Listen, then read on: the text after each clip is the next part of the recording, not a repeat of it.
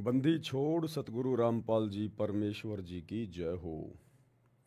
परमपिता परमात्मा सारी सृष्टि के रचनहार, कुल मालिक, असंख्य ब्रह्मांडों के स्वामी, जगत गुरु, तीनों लोकों में प्रवेश करके सबका भरण पोषण करने वाले, राजाधिराज आत्माधार, नाथों के नाथ, देवों के देव महादेव, सर्वेश्वर महेश्वर मृत्युंजय अजरो अमर आदि अनादि सनातनी प्रभु जगत पिता जगदीश्वर श्री श्री 1008 की उपाधि के वास्तविक अधिकारी, अकाल मूरत शब्द स्वरूपी राम वासुदेव सर्वगतम परम, परम पूज्य प्रथम पूज्य परम संत परम पुरुष परम धनी परम दयालु, सत्य कबीर हक्का कबीर अल्लाहु कबीर अल्लाहु अकबर बाखबर अल्लाह ताला, जगत के तारणहार, जगत के मुक्तिदाता, जगत के जगन्नाथ, हारे के सहारे, हिंदुओं के राम, मुसलमानों के अल्लाह, सिखों के वाहिगुरु, ईसाइयों के मसीह, दया के सागर दया निधि, करुणा के सागर करुणा निधि, स्वयंभू परिभू संकट मोचन, कष्ट हरण, मंगल करण, दुख भंजन, अविगत कबीर, निर्विकार निर्विषम परमात्मा, अलय अलेख सतगुरु, आदि अनादि सतगुरु, असली मर्यादा पुरुषोत्तम, असली राम, असली कृष्ण, असली घनश्याम, असली मुरारी, राजाओं के राजा, महाराजाओं के महाराजा, शहंशाहों के शहंशाह, सम्राटों के सम्राट, भगवानों के भगवान, अल्लाहों के अल्लाह, प्रभुओं के प्रभु, मसीहाओं के मसीह, सच्चे वाहिगुरु, बाबाओं के बाबा, पीरों के पीर, सेठों के सेठ, जगत सेठ, सावड़सा सेठ, सर्वगुण संपन्न, अनंत कोटि कलाओं के स्वामी, अनंत कोटि ब्रह्मांडों के नायक, योगियों में महायोगी, ध्यानियों में महाध्यानी, सिद्धों में परम सिद्ध, ज्ञानियों में तत्व ज्ञानी, ब्रह्म ज्ञानी, महाज्ञानी, परम ज्ञानी, सर्वश्रेष्ठ ज्ञानी, विज्ञानी, युवा कबीर, समृद्ध कबीर, असंवाद, अमित ओझा, सच्चे रहनुमा, करीम अल्लाह, सुबहान अल्लाह, दुनिया के अंतिम पैगंबर,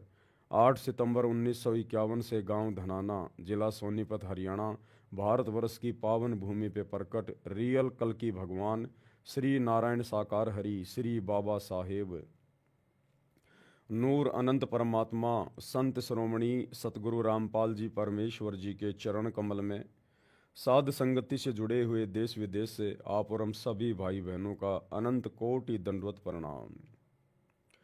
सत्साई भाई और बहनों, दया परमपिता परमेश्वर जी की सारी सृष्टि के रचनहार, सर्जनहार, पालन पोषण करता एकमात्र अल्लाह कबीर, अल्लाह अकबर, सुप्रीम गॉड सतगुरु रामपाल जी परमेश्वर जी की, जिनके विशेष आशीर्वाद से, शुभ आशीर्वाद से आप और हम सभी साध संगति से जुड़े हुए सत्सेवक भाई बहन गुरुदेव के अमर तत्व ज्ञान को आधार बनाकर अपनी आत्मा के कल्याण हेतु प्रत्येक मर्यादाओं में रहकर गुरु को परमात्मा मानकर, ज्ञान को आधार मानकर भक्ति मार्ग पर दृढ़ता के साथ निरंतर आगे की ओर बढ़ रहे हैं।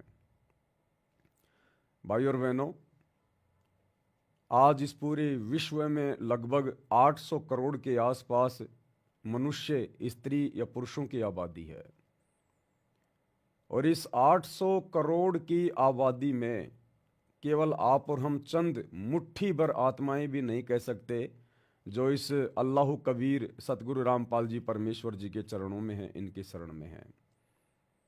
तो आप और हम सभी ने अपने भाग्य को, अपनी डेस्टिनी को, अपने किस्मत को सराहना चाहिए कि हमारे जैसी किस्मत लेकर यहाँ कोई प्रधानमंत्री भी पैदा नहीं हुआ है। जिस मुख्य मकसद के लिए हमें ये मनुष्य जन्म दिया जाता है परमेश्वर जी के द्वारा, केवल आप और हम ही चंद आत्माएं हैं जो उस मकसद को पूरा करने की दिशा में भक्ति मार्ग पर आगे बढ़ रहे हैं। बाकी सभी आत्माएं अपने जीवन को बर्बाद करने की दिशा में आगे बढ़ रही हैं। चाहे देश का प्रधानमंत्री है, चाहे अमेरिका का प्रधानमंत्री है, चाहे कोई कितना ही बड़ा उद्योगपति है, वो परमेश्वर को ना पहचान कर, सच्चे खुदा की सच्ची इबादत ना करके अपने जीवन का सर्वनाश करने की दिशा में आगे की ओर बढ़ रहा है। वो हमें बहुत बढ़िया खाता पीता नज़र आ रहा है, बड़े बड़े होटलों में सोता हुआ दिखाई दे रहा है, बड़ी बड़ी करोड़ों की गाड़ियों में घूमता हुआ दिखाई दे रहा है, दुनिया के बड़े बड़े लोगों के साथ में उसकी जान पहचान है, उसकी उठ बैठ है, लेकिन वो अपने जीवन को नरक बनाने जा रहा है। नरक, अगले जन्म में वो नरक में ठोका जाएगा बिना सत भक्ति के, बिना परमात्मा की भक्ति के। 84 लाख योनियों में डाला जाएगा, गधा बनाया जाएगा, सूअर बनाया जाएगा, जो आज पूरी दुनिया में चांद सितारों की तरह चमक रहा है, झूठी महिमा बनाए बैठा है। आप और हमारा सौभाग्य कि परमेश्वर ने हमें जगाया, हमें अपने चरणों में लिया। आज भले दुनिया की नज़रों में हम बहुत छोटे हैं, लेकिन परमेश्वर की नज़रों में हमारा कद पहाड़ जितना ऊंचा है, पहाड़ जितना ऊंचा। तो भाई और बहनों, हमने इस कद को बरकरार रखना है आधीनी के साथ, भक्ति भाव के साथ में, क्योंकि आधीनी, दासातन, दीनता, विनम्रता, ये उस अल्लाह को, जो अल्लाह आज वर्तमान में सतगुरु रामपाल जी के रूप में धरती पे उतरा हुआ है, इस अल्लाह कबीर सतगुरु रामपाल जी को ये आधीनी, दासातन, दीनता, भक्ति भाव, साधुता, विनम्रता, ये दिलो जान से प्यारी है, दिलो जान से। और परमेश्वर कहते हैं आधीनी के पास है पूर्ण ब्रह्म दयाल। जो भगत आधीन हो जाएगा, कोई गाली दे रहा तो दे, कोई बात नहीं, हमारे मन में उल्टा गाली देने की बिल्कुल भी ना आए। वो गाली दे रहा है, हमारे मन में उसके प्रति कोई राग द्वेष, कोई शत्रुता वाला भाव पैदा ना हो, बिल्कुल भी ना हो। जिस प्रकार एक छोटा सा बच्चा 2 साल का, 3 साल का, वो अपने पिता को, अपने दादा को भी गाली दे देता है। उसके कंधों पे बैठकर वो दादा पिता मुस्कुराते हैं, हंसते हैं उस बच्चे की नादानी पर, उस गाली को सुनकर उसे मारते नहीं, पीटते नहीं, उससे नाराज नहीं होते। तो इसी प्रकार ये दुनिया जो आज सतगुरु के चरणों से, सतगुरु की भक्ति से कोसों दूर बैठी है, ये आध्यात्मिक क्षेत्र में, आध्यात्मिक नज़रों में बहुत नादान है, बालक है, पागल है, अबोध है। और यदि किसी बात पर, क्योंकि भगत तो ऐसा कोई काम करेगा नहीं जो उसको गालियां खानी पड़े, मार पिटाई खानी पड़े, लेकिन ये शैतान का लोक है, ये काल का लोक है। जब हम सच्चे खुदा की सच्ची इबादत करेंगे, सतगुरुदेव की, तो ज़बरदस्ती हमारे साथ में दुनिया को फंसाएगा, लड़ाएगा, झगड़ाएगा। तो ऐसी स्थिति में अगर कोई ज़बरदस्ती भी हमारे साथ में ऊंच नीच करता है, 19-21 करता है, तो हमने आधीन रहना है, कछुए की तरह अपने आप को समेट लेना है, चुपचाप हो जाना है।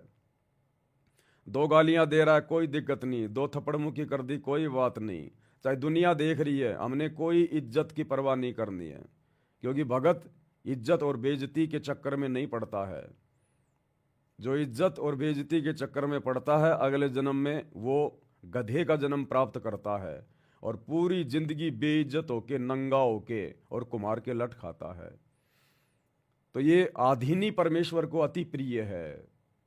आधीनी के पास है पूर्ण ब्रह्म दयाल, और मान बढ़ाई मारियो बेअदबी सिरकाल।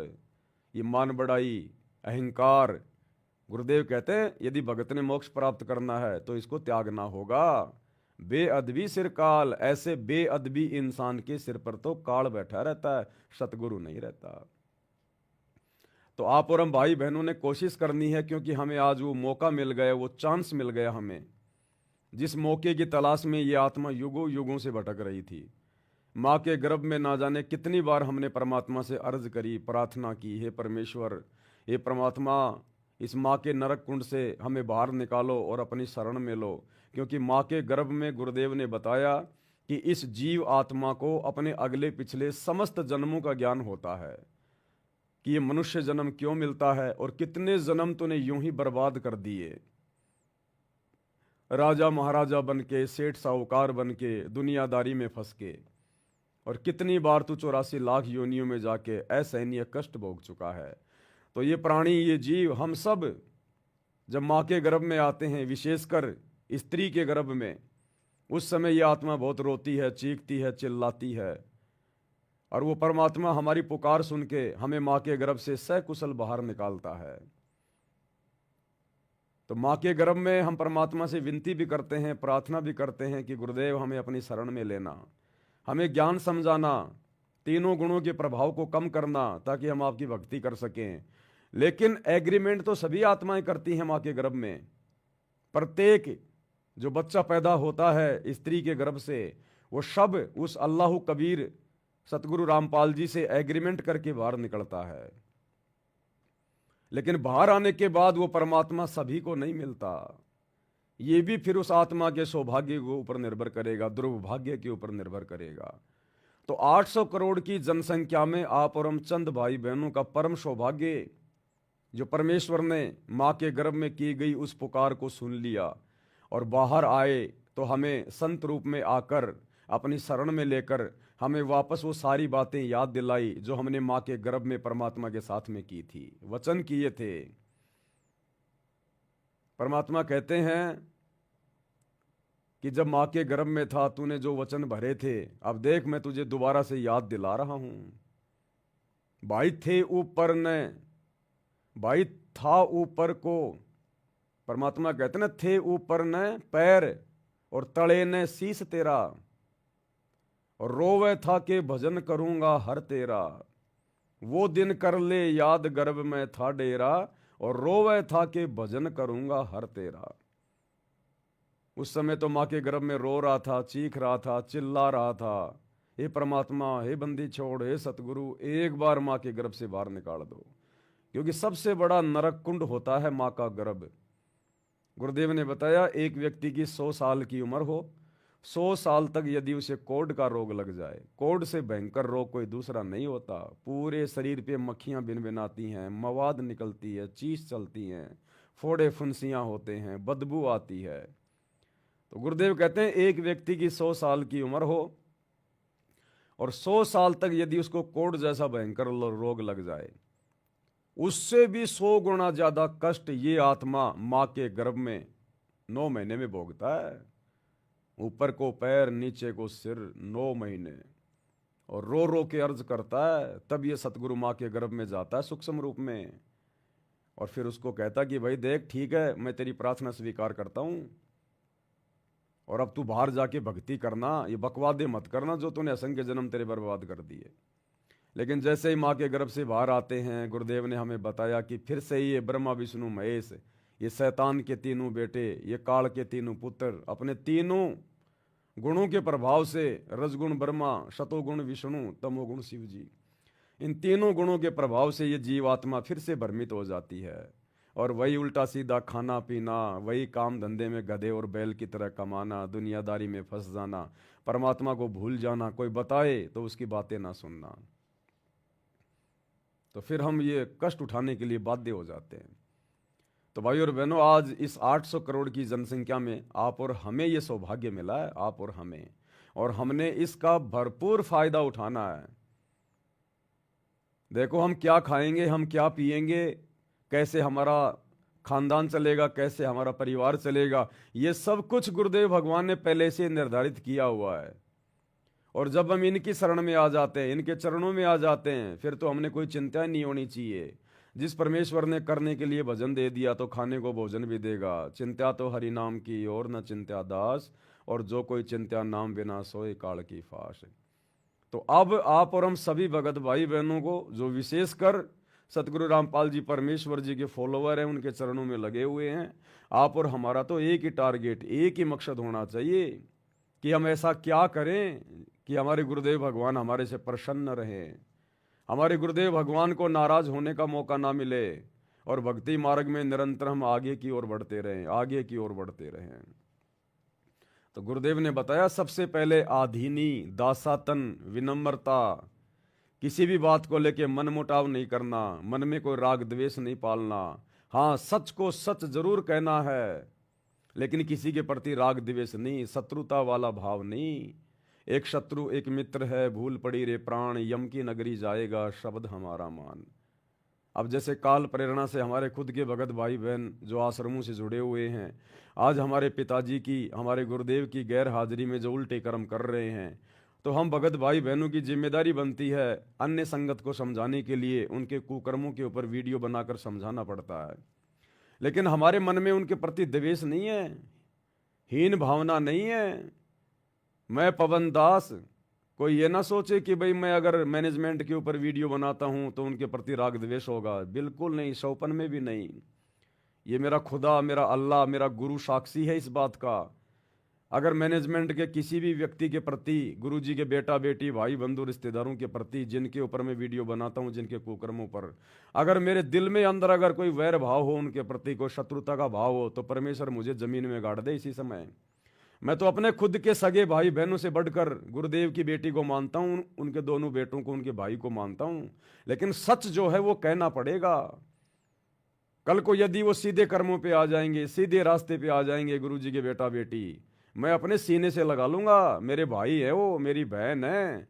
लेकिन भैया जब तक वो उल्टे काम करेंगे, मेरे गुरुजी के वचनों के खिलाफ चलेंगे, तो भैया एक अच्छे शिष्य का एक कर्तव्य बनता है कि वो उनकी पोल पट्टी खोले और अन्य संगत को भी सावधान वो रखे, लेकिन मन में कोई बैर भाव नहीं रखना चाहिए।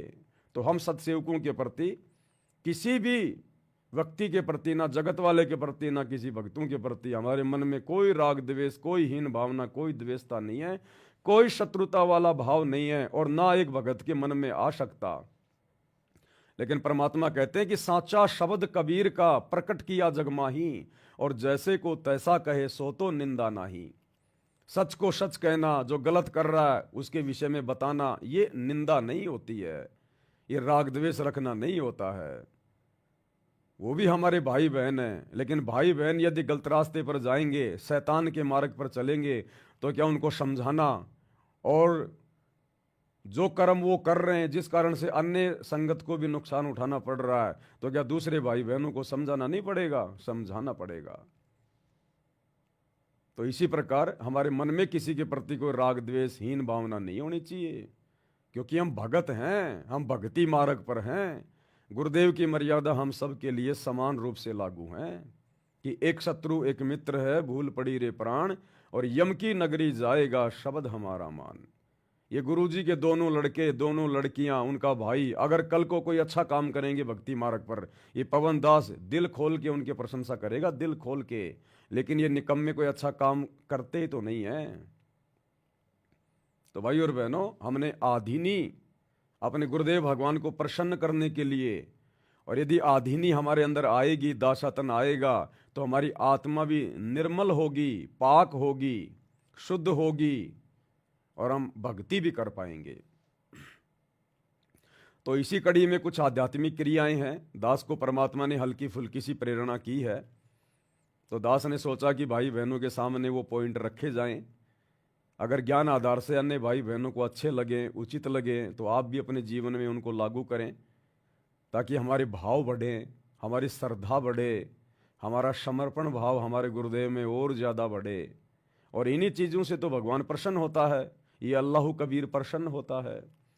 वो तो यही चाहता कि ये आत्माएं दिन रात मेरी महिमा में लगी रहें, अपनी भक्ति में लगी रहें।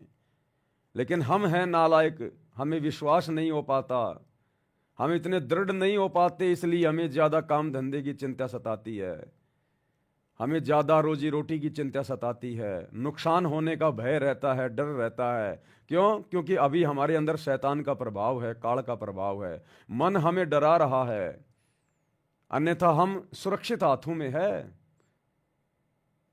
हम सुरक्षित हाथों के अंदर हैं। सतगुरुदेव के हाथों से बढ़कर सुरक्षित हाथ दुनिया में कहीं और किसी के नहीं है। उसके बावजूद भी हमें काल डराता है, शैतान हमें भयभीत रखता है। लेकिन ये डर, ये भय निकलेगा, क्योंकि हम उस निर्विकार निडर परमेश्वर के बच्चे हैं। निर्विकार निर्भय तू ही और सकल भयमान, और सब पर तेरी साहिबी तुझ पर साहिब नाय। तो हम ऐसे निर्विकार निर्भय निडर परमेश्वर अल्लाह कबीर सतगुरु रामपाल जी के बच्चे हैं। तो एक दिन हमारा भी डर निकलेगा, भय निकलेगा धीरे धीरे। लेकिन वो निकलेगा कैसे? गुरुदेव ने बताया, अगर किसी मटके में खारा पानी है तो दो ही तरीके हैं उसके खारेपन को समाप्त करने के।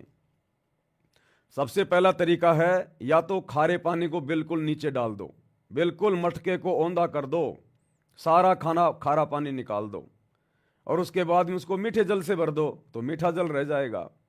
अगर ऐसा नहीं कर पाते हो तो खारे जल में मीठा पानी डालते रहो, डालते रहो, डालते रहो, थोड़ी देर में खारा पानी निकल जाएगा, मीठा पानी रह जाएगा। तो इसी प्रकार या तो हम एकदम से विश्वास कर लें अपने भगवान पर पूर्णतया कि देखा जाएगा, जो होगा सो होगा, परमात्मा है सब कुछ करने वाला, मुझे तो उन्होंने जैसा भक्ति करने के लिए कहा है, जो मर्यादा निभाने के लिए दी है, मैं तो वैसा करूंगा, बाकी काम मेरे बाप का है। तो परमात्मा फिर प्रसन्न हो जाता है, दया कर देता है। अगर ये करना संभव नहीं है, इतना विश्वास नहीं हो पाता है, तो फिर गुरुदेव ने बताया कि जो भक्ति मैंने तुम्हें दे दी वो भक्ति करते रहो, करते रहो, करते रहो, राम नाम रटते रहो जब तक घट में प्राण। भाई कभू तो दीन दयाल कह भिनक पड़ेगी ज्ञान। तो कभी न कभी तो परमात्मा सुनेगा, हमें भगत बनाएगा, हमें संशय रहित करेगा, हमें भय रहित करेगा। तो कुछ और ऐसी आध्यात्मिक क्रियाएं जो परमात्मा अपनी अन्य आत्माओं को भी प्रेरित कर रहे हैं और संदेश से दास के माध्यम से भिजवा रहे हैं।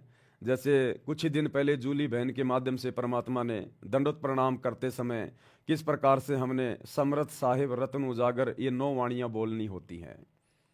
और उसके बाद देखो वास्तव में हमारे भाव कितने परिवर्तित हो रहे हैं, हमारी श्रद्धा, हमारा समर्पण, हमें कितना अच्छा लग रहा है, आत्मा गदगद हो जाती है जब हम विधिवत अपने गुरुदेव भगवान को दंडवत करते हैं, धैर्य के साथ, शांति के साथ में, आधीनी के साथ में। तो कुछ एक प्रेरणा दास को भी की है परमात्मा ने, सोचा आप भाई बहनों के समक्ष रख दूं, क्योंकि अब आप और हमारा तो एक ही मकसद है, एक ही टारगेट है, एक ही काम रह गया कि ज़्यादा से ज़्यादा हम परमेश्वर को कैसे प्रसन्न करें, अपने गुरुदेव की मेहर, उनका आशीर्वाद हम कैसे प्राप्त करें। क्योंकि इस मेहर के बिना हमारी बात बनेगी नहीं, इस मेहर के बिना हमारे वो पॉइंट बनेंगे नहीं जिन पॉइंटों से परमेश्वर हमें सतलोक लेकर जाएंगे, जिन पॉइंटों से ये परमात्मा, ये खुदा, ये सतगुरु रामपाल जी भगवान प्रसन्न होता है। क्योंकि गुरुदेव ने एक सत्संग में बताया कि बच्चों तुम ये समझने की भूल मत करना कि तुम अपनी भक्ति से पार हो जाओगे। गुरुदेव ने कहा कि आदरणीय गरीबदास, अपनी भक्ति से तुम लाख जन्म भी पार नहीं हो सकते, लाख जन्म भी। तुमने अपने सतगुरु की मेहर प्राप्त करनी पड़ेगी, रजा प्राप्त करनी पड़ेगी। इन बातां के पाइए कर सतगुरु नजर निहाल, राजी कर सतगुरु रूठे नू। कि भैया इन बातों में कोई लेना देना नहीं है, खैर भक्ति तो करनी है जो गुरुदेव ने बता दी है, लेकिन गुरुदेव कह रहे हैं कि ये भक्ति करने वाले जिनके सतयुग में, त्रेता में लाखों साल की उम्र थी, तुम तो दिन में मुश्किल से 108 मंत्र करते हो, वो तो दिन में लाखों लाखों मंत्र कर दिया करते थे और लाखों साल की उनकी उम्र थी। उनके जैसी भक्ति, उनके जैसा संघर्ष, उनके जैसा त्याग तुम लाख जन्म में नहीं कर सकते। वो भी गधे बन के घूम रहे हैं आज। तो मात्र भक्ति करते रहने से हम पार नहीं हो पाएंगे। भक्ति के साथ साथ हमने जो भक्ति और मुक्ति का दाता है सतगुरु अल्लाह कबीर, हमने उसको प्रसन्न करना पड़ेगा, हमने उसकी विशेष मेहर प्राप्त करनी पड़ेगी। और वो विशेष मेहर प्राप्त होगी उसकी विशेष सेवा करने से, विशेष तौर पर भक्ति करने से, नियम मर्यादाओं में रहकर, उसके प्रत्येक वचन में चलते हुए उसको प्रसन्न किया जा सकता है। तो गुरुदेव क्या कह रहे हैं, एक छोटा सा सत्संग गुरुदेव का 1 मिनट का, कि इन बातां के पाइए कर सतगुरु नजर निहाल, राजी कर सतगुरु रूठे नू। और गुरुदेव कह रहे हैं बच्चों आपको सतगुरु की मेहर प्राप्त करनी है, ये ग्रेस मार्ग है। जब तक ये ग्रेस मार्ग तुम प्राप्त करने योग्य नहीं बनोगे, सतगुरु की विशेष मेहर जब तक तुम्हारे पास नहीं पहुंचेगी। विशेष मेहर क्या होती है, एक तो होता है सामान्य आशीर्वाद, एक होता है मेहर। तो सामान्य आशीर्वाद तो अगर कोई भाई बहन मर्यादा में रह के भक्ति कर रहा है तो सभी के पास में गुरुदेव का पहुंच रहा है। एक होती है विशेष मेहर, यानी अंतर्यामी परमात्मा जिसकी नजर प्रत्येक प्राणी पे, प्रत्येक आत्मा पे है, घट घट में बैठा हुआ है और अपने उपदेशी भक्तों के साथ तो विशेष तौर पर रहता है, उनकी हर एक क्रियाओं पर उसकी नजर रहती है। अंतर्यामी एक तुम आत्म के आधार, जो तुम छोड़ो हाथ तो मैं कौन उतारे पार। चीटी पायल बाजे पैर, साहिब सुनता है सब लहर। जिसने महाभारत के युद्ध में टटीरी पक्षी की आत्मा की पुकार को सुना, त्रेता युग में भगत प्रहलाद की आत्मा की पुकार को सुना, खंबे से प्रकट हो गया।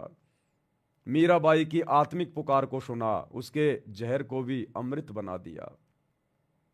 तो ये परमात्मा हमारे इर्द गिर्द ही है, हमारे आसपास है और भक्तों के तो घट में बैठा होता है। घट ही में गंगा, घट ही में जमुना, घट ही में है जगदीश, सतगुरु तारेंगे। तो परमेश्वर पल पल हमें देखता रहता है, हमारी भक्ति क्रियाओं को देखता रहता है।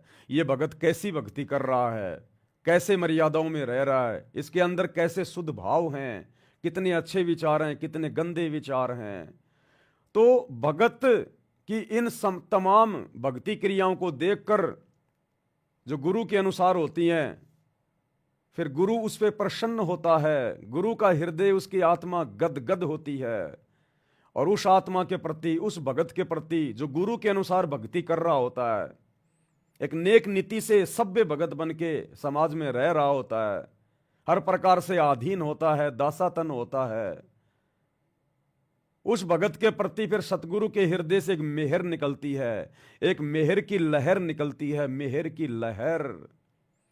जिस प्रकार यदि किसी का बेटा या बेटी उसकी आज्ञा में चलता है, अच्छे कर्म करता है, तो फिर उसका बाप उसके प्रति विशेष दयालु होता है, विशेष मेहरबान होता है, उन बेटा बेटियों पर विशेष नजर रखता है, उन्हें किसी बात की कमी नहीं छोड़ता, किसी चीज के भरोसे नहीं रहने देता है।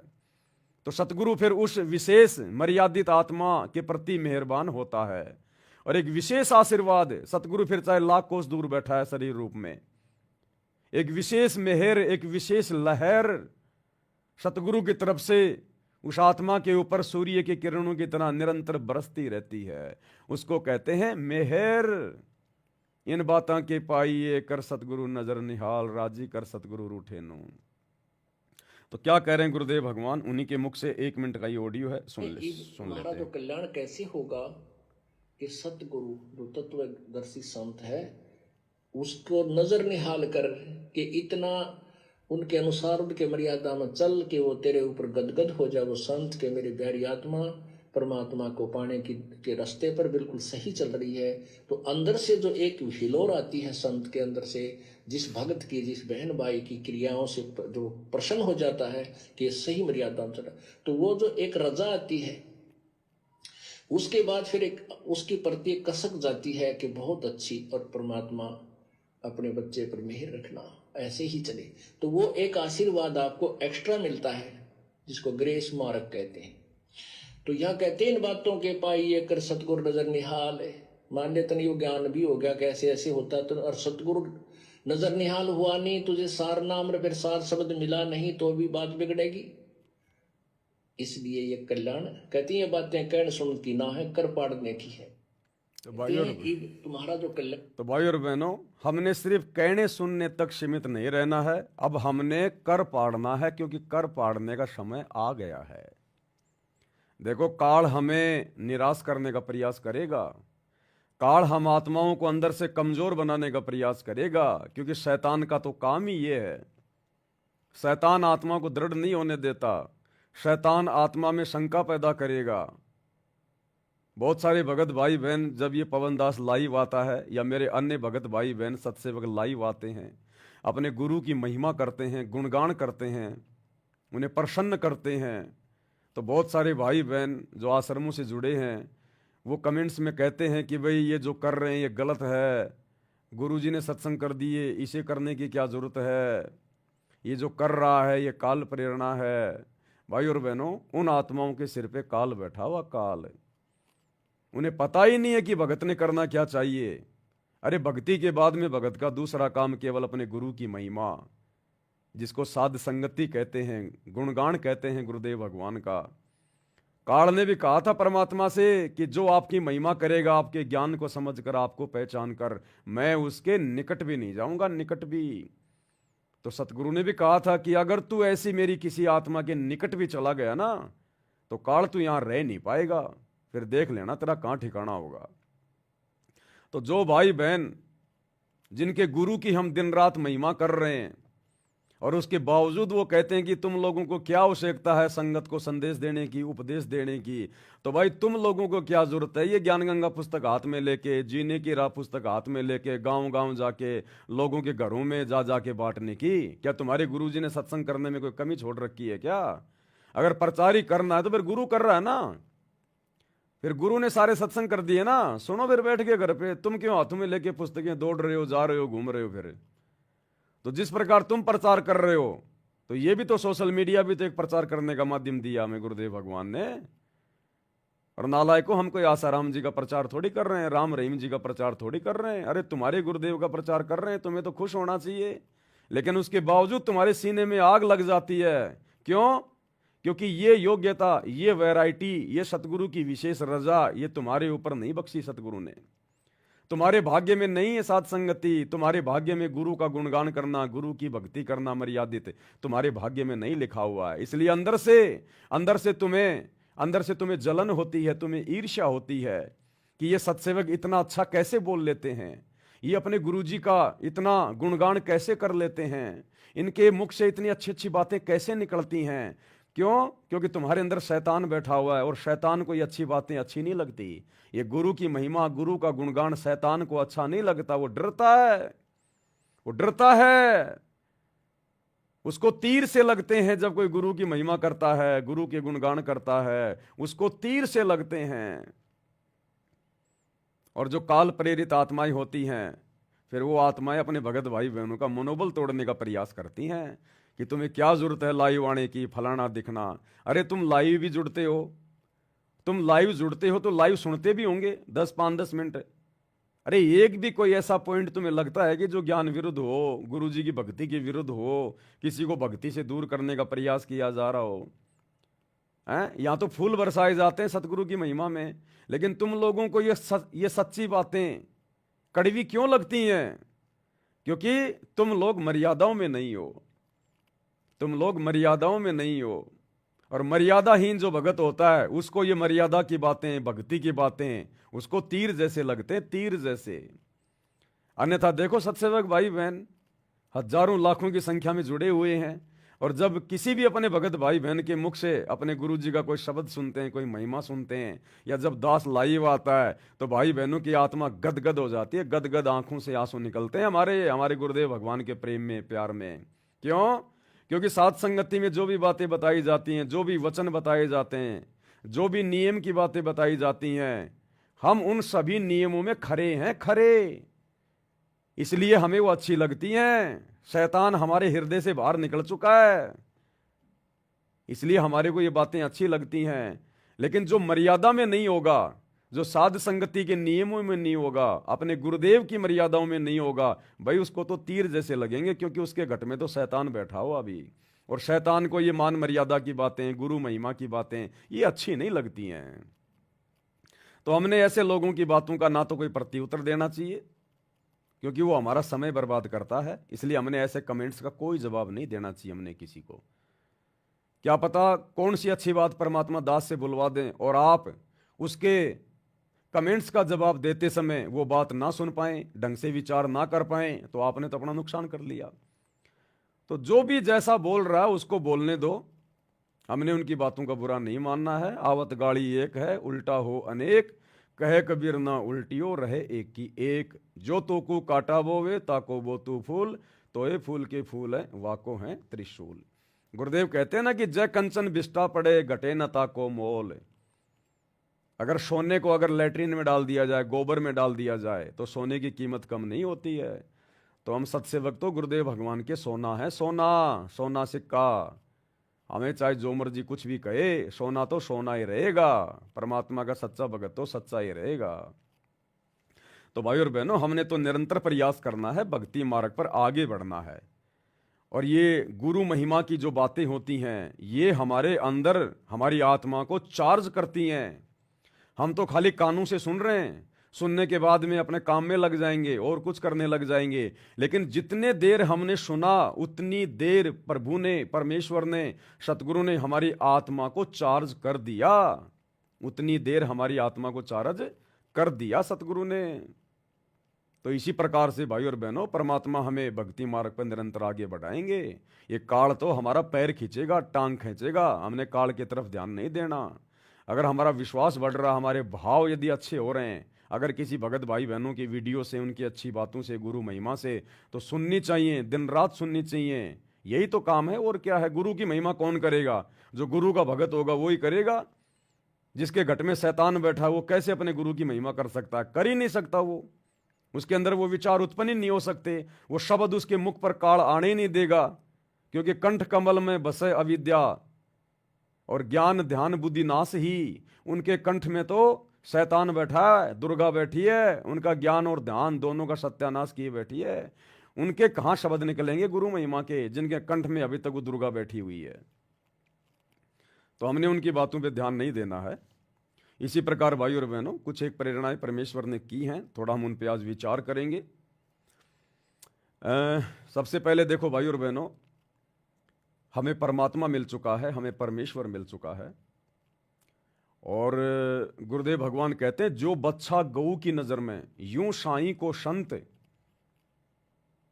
साईं यानी भगवान, परमात्मा, स्वामी, गुरुदेव, जिस प्रकार एक गाय अपने बछड़े के ऊपर एक टक नजर रखती है, चारा खा रही है तो भी नजर अपने बच्चे पे रखती है, बार बार अपने बच्चे की तरफ देखेगी। तो कहते हैं इसी प्रकार से जो बच्चा गऊ की नजर में, ऐसे सतगुरु को संत और भक्तों के पीछे फिरे वो भगत वत्सल भगवंत। ऐसे वो परमात्मा सतगुरु पल पल हर दम अपने भगत के ऊपर, मर्यादित भगत के ऊपर, सभी के ऊपर नहीं, मर्यादित सच्चे भगत के ऊपर ऐसे नजर रखता है। नाम दीक्षा के बाद भाई बहन अपने गले में लॉकेट पहनते हैं अपने गुरुदेव का। क्यों पहनते हैं? दिखावे के लिए थोड़ी पहना जाता है। अरे दिखावे के लिए तो हम पहले पहना करते थे, गले में कोई लॉकेट डाल के रखते थे, कोई फोटो डाल के रखते थे, सोने चांदी की चैन डाल के रखते थे, वो दिखावा था। तो सतगुरु से उपदेश लेने के बाद भाई बहन जो गले में लॉकेट पहनते हैं वो दिखावे के लिए नहीं होता है। अरे वो लॉकेट जो आपके गले में टंगा हुआ आपके गुरु का, आप तो उसको देख ही नहीं पा रहे। आप यूं थोड़े देखोगे बार बार कि मेरे गले में लॉकेट है, मेरे गले में लॉकेट है। बहुत सारे भाई बहन तो 2-2 दिन 4-4 दिन उस लॉकेट में अपने गुरु जी के दर्शन तक नहीं करते। वो लॉकेट उन्हें दिखाई नहीं देता। कई तो यहां तक बांध के रखते हैं, बिल्कुल जैसे फांसी लगा के रखते हैं ना, जैसे फांसी लगा दी जाती है बिल्कुल। कई तो लॉकेट को ऐसे टाइट बांध के रखते हैं। आज उन भाई बहनों को थोड़ा सा समझाना चाहूंगा कि ये कोई दिखावे की चीज नहीं है, ये कोई फांसी का फंदा नहीं है। लॉकेट गले में क्यों पहना जाता है 99% भक्तों को नहीं पता। 99% भक्तों को, सत्सेवकों को जरूर पता है, बाकी आश्रमों से जुड़े हुए भाई बहनों को अभी तक नहीं पता कि लॉकेट क्यों पहना जाता है। ये दिखावे की चीज नहीं है। ये लॉकेट इसलिए गले में डाला जाता है ताकि भगत को ये डर रहे, ये भय रहे कि कोई है जो मुझे पल पल देख रहा है, कोई है जो मेरे हृदय के नजदीक है। ये लॉकेट अगर आप पहनते भी हैं तो लॉकेट का डोरा आपके हृदय के पास होना चाहिए यहां, क्योंकि हमारे हृदय कमल में हमारे गुरुदेव भगवान बैठे हैं।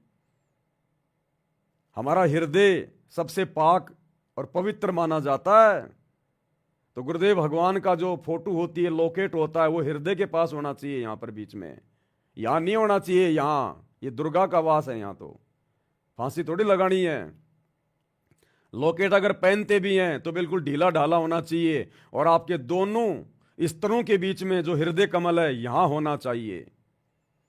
और उसके बाद आपने पल पल ये चिंता रहनी चाहिए, ये भय होना चाहिए कि कोई है जो मेरे हृदय के पास में है, मेरे लॉकेट में सूक्ष्म रूप में बैठा हुआ है, मेरा गुरु, मेरा सतगुरु। वो पल पल मुझे देख रहा है।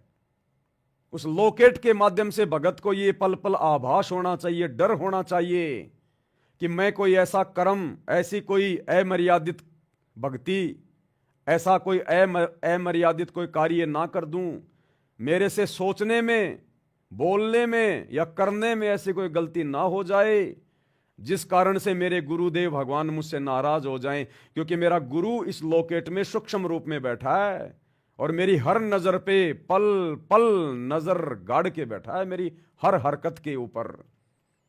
तो लॉकेट पहनने का मतलब है एक भय, एक डर। अन्यथा क्यों फिर वो वजन लाद के फिर रहे हो?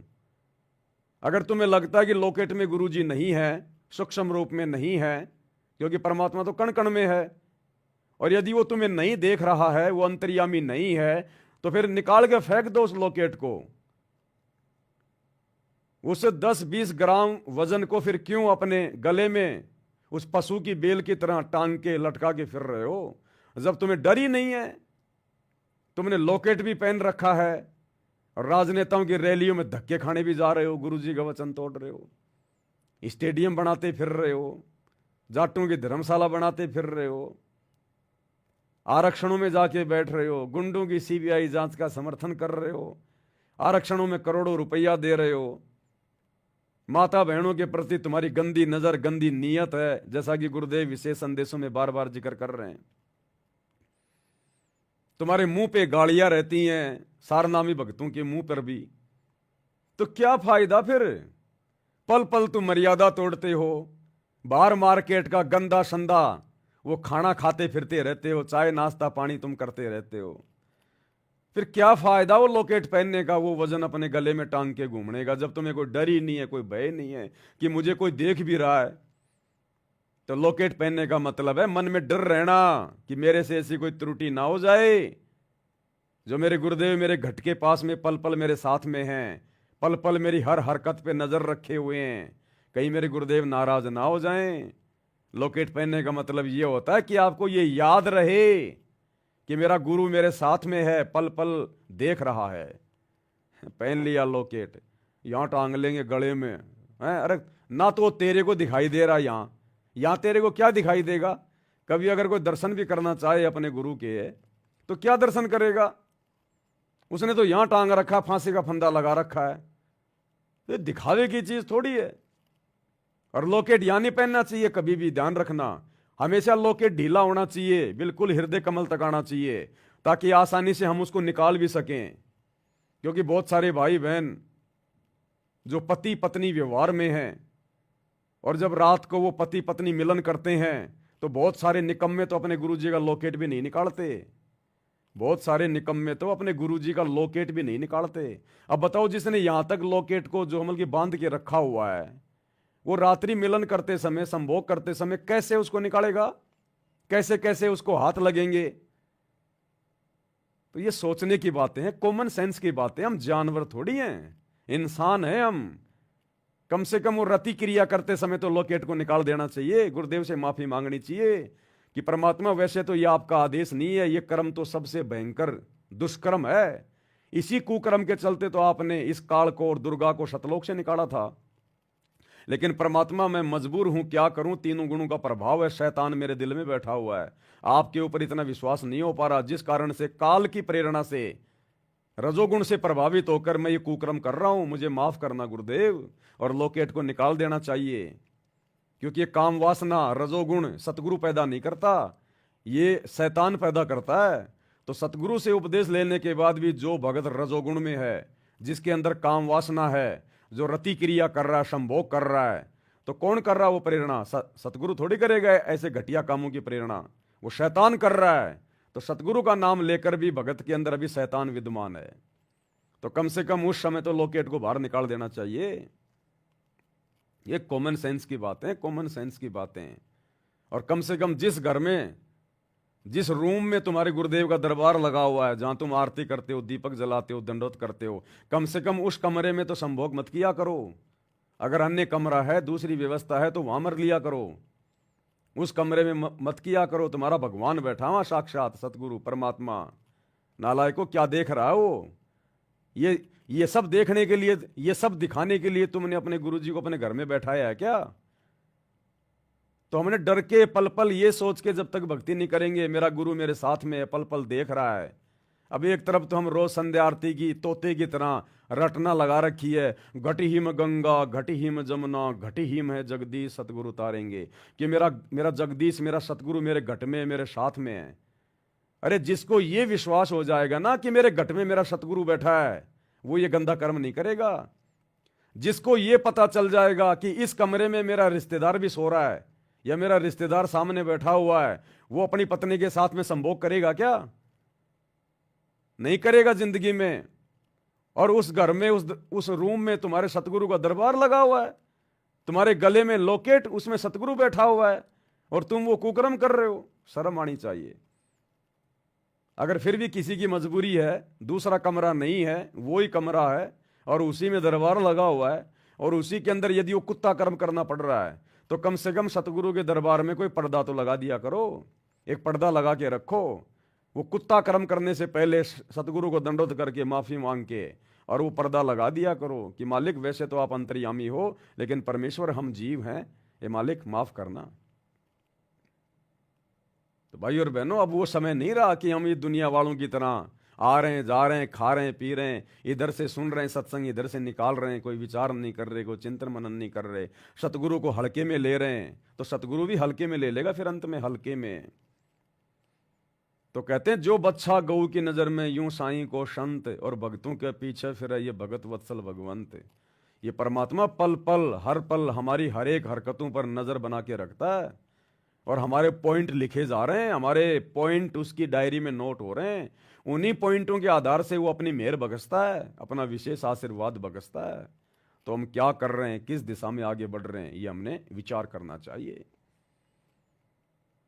तो जिस प्रकार पिछली बार जूली बहन के माध्यम से परमात्मा ने एक संदेशा दिलवाया था, हल्का सा उसको फिर से रिपीट कर देता हूं। हो सकता है बहुत सारे भाई बहन वो वीडियो ना देख पाए हों। तो जूली बहन के माध्यम से परमात्मा ने संदेशा भिजवाया था कि हमने गुरु को रिझाना है, गुरु को प्रसन्न करना है। हमने दंडवत प्रणाम करते समय मात्र एक फॉर्मेलिटी नहीं निभानी कि जी लेट गया दंडवत कर लिया, दौड़ता भागता, मन में क्या चल रहा है, क्या विचार चल रहे हैं, सामने दंडवत कर रहे हैं। अब वो नहीं चलेगा इस भक्ति मार्ग में। भगत को अपने हृदय में स्थिरता लेके आनी पड़ेगी, धैर्य लेके आना पड़ेगा, शांति लेके आनी पड़ेगी। इस भक्ति को, परमात्मा की भक्ति को, इन आध्यात्मिक क्रियाओं को हमने सबसे पहला स्थान देना पड़ेगा, सर्वोपरि रखना पड़ेगा, सबसे ज्यादा महत्व देना पड़ेगा। बाकी काम बिगड़े तो बिगड़े, भक्ति नहीं बिगड़नी चाहिए। अब ये अंतिम समय चल रहा है, लास्ट समय चल रहा है। किसी भी पॉइंट से हमने गुरु जी को नाराज नहीं करना। तो जैसे ही अब हम गुरुदेव भगवान को दंडवत करें, तो अब हमने क्या करना है, सबसे पहले हम गुरुदेव भगवान के दरबार में खड़े हो जाएं, जहां भी मालिक का दरबार लगा हुआ है या नहीं लगा हुआ है, जहां भी हमने दंडवत करना है। हमने खड़े होकर आधीनी के साथ में सबसे पहले वो 9 लाइनें गुरु महिमा में बोलनी है, और जल्दबाजी में नहीं बोलनी, प्यार प्रेम शांति से बोलनी है। क्या? समरथ साहिब रतन उजागर, सत्य पुरुष मेरे सुख के सागर, जोनी संकट मेटो गुसाई, चरण कमल की मैं बलि जाही, भाव भक्ति दी जो परवाना, साधु संगति पूर्ण पद ज्ञाना, जन्म कर्म मेटो दुख दुंदा, सुख सागर में आनंद कंदा, निर्मल नूर जहूर जुहारम, चंद्र गता देखो दीदारम, तुम हो बंकापुर के वासी, सतगुरु काटो यम की फांसी, मेहरबान हो साहिब मेरा, गगन मंडल में दीजो डेरा, चक्र चिदानंद अविनाशी, रिद्धि सिद्धि दाता सब गुण राशि, पिंड पराण जिन दीने दाना, गरीब दास जाकू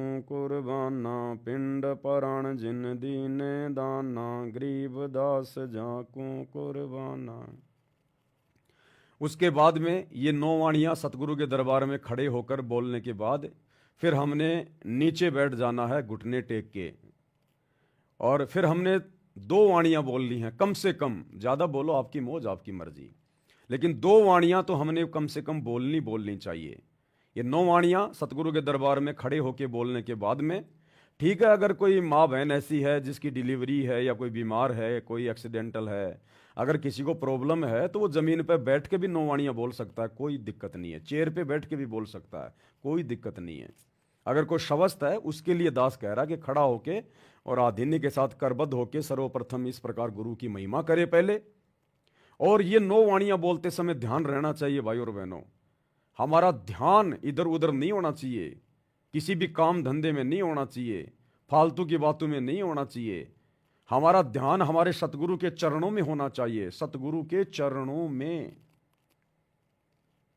हम उनकी महिमा कर रहे हैं, 9 वाणियां बोल रहे हैं, समरथ साहेब रत्न उजागर, और ध्यान चल रहा हमारा हमारे काम धंधे में, दिमाग जा रहा हमारी दुकान के ऊपर, तो वो सतगुरु को समर्पित नहीं हो रही। सतगुरु तुम्हारी उन वाणियों को स्वीकार नहीं कर रहा है।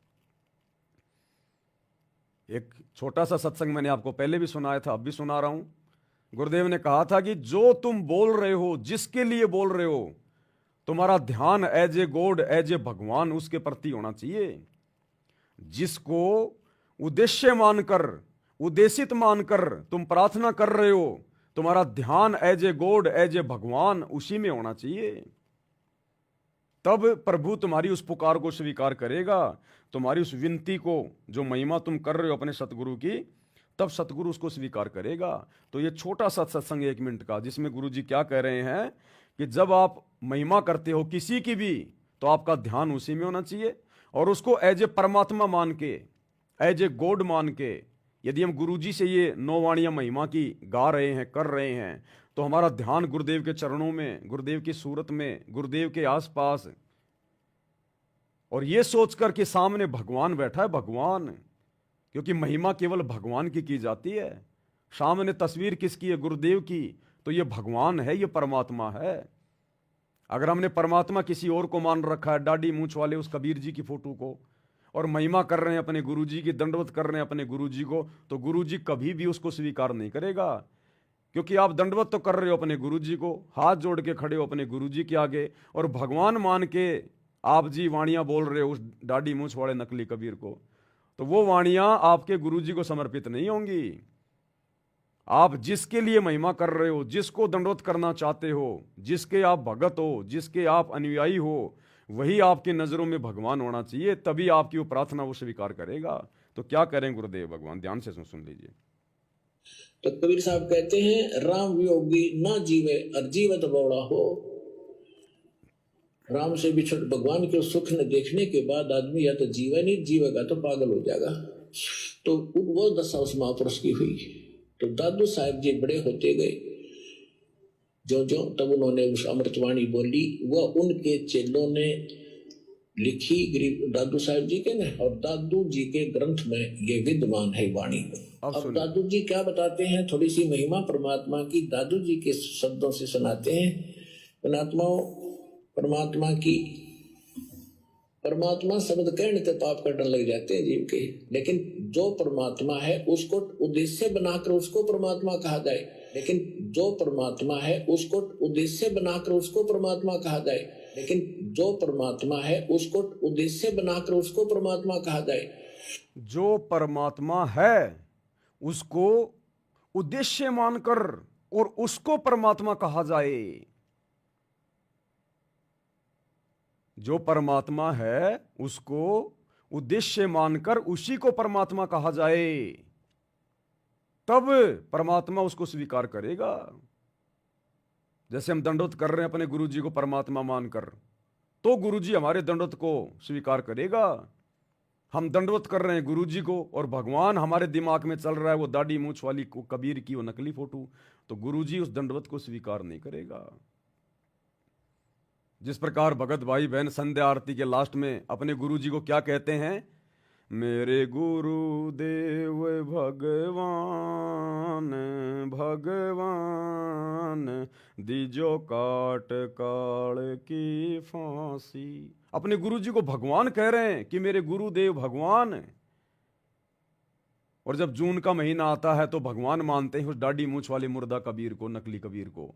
तो वो प्रार्थना तुम्हारा गुरु नहीं सुन रहा, क्योंकि तुम फॉर्मेलिटी कर रहे हो। तुम शब्द गा रहे हो अपने गुरुजी के लिए कि मेरा गुरुदेव भगवान, और वास्तव में भगवान मान रहे हो तुम दाढ़ी मूंछ वाली उस कबीर की फोटो को। जून के महीने में कबीर प्रकट दिवस मान के भगवान मान रहे हो तुम उस मुर्दा फोटो को, तो गुरुदेव तुम्हारी वो प्रार्थना स्वीकार नहीं करेगा। गुरुदेव के कहने का मतलब ये है कि जिसको परमात्मा मानते हो उसको परमात्मा मानकर ही स्तुति करनी चाहिए और उसी की करनी चाहिए, अन्यथा तुम्हारी बात नहीं बनेगी। फिर आगे गुरुदेव ने एग्जाम्पल दिया, आगे गुरुदेव ने फिर एग्जाम्पल दिया। क्या कह रहे हैं परमात्मा? ध्यान से सुनिए फिर।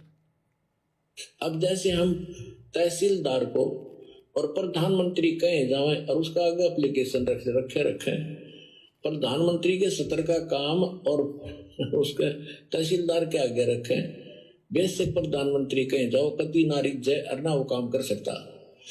क्या कह रहे हैं गुरुदेव? प्रधानमंत्री के लेवल का काम और वो प्रार्थना अगर हम किसी तहसीलदार के आगे रखेंगे और प्रार्थना करेंगे, वो काम जिंदगी में नहीं होगा। तो भक्ति और मुक्ति के लिए हम सारा प्रयास कर रहे हैं, और भक्ति मुक्ति के दाता सतगुरु, भक्ति मुक्ति के दाता, अब भक्ति और मुक्ति का दाता हमारा गुरु, और फिर हम भगवान मान के पूज रहे हैं दाढ़ी मूंछ वाली कबीर की फोटो को। अरे जो काम हमारे प्रधानमंत्री ने करना है, सतगुरु ने करना है, हमने उसी को प्रधानमंत्री मान के, सतगुरु मान के, भगवान मान के प्रार्थना भी उसी के चरणों में रखनी पड़ेगी, और उसी को मानना पड़ेगा कि यह काम केवल आप कर सकते हो, दूसरा कोई नहीं कर सकता। तो ज्यादातर भाई बहन क्या कर रहे हैं, उस तहसीलदार के सामने प्रार्थना लगा रहे हैं, दाढ़ी मूंछ वाले नकली उस कबीर के सामने, कागज के टुकड़े के सामने। तो बताओ कैसे हमारा रोग कटेगा जन्म मरण का, कैसे हमारा गुरु हमसे प्रसन्न होगा? तो भाई और बहनों, दास का कहने का मतलब है, हम जब ये सतगुरु महिमा में उनको दंडवत करते समय जो 9 वाणियां बोलते हैं, सतगुरु साहेब रतन उजागर, ये वाली वाणियां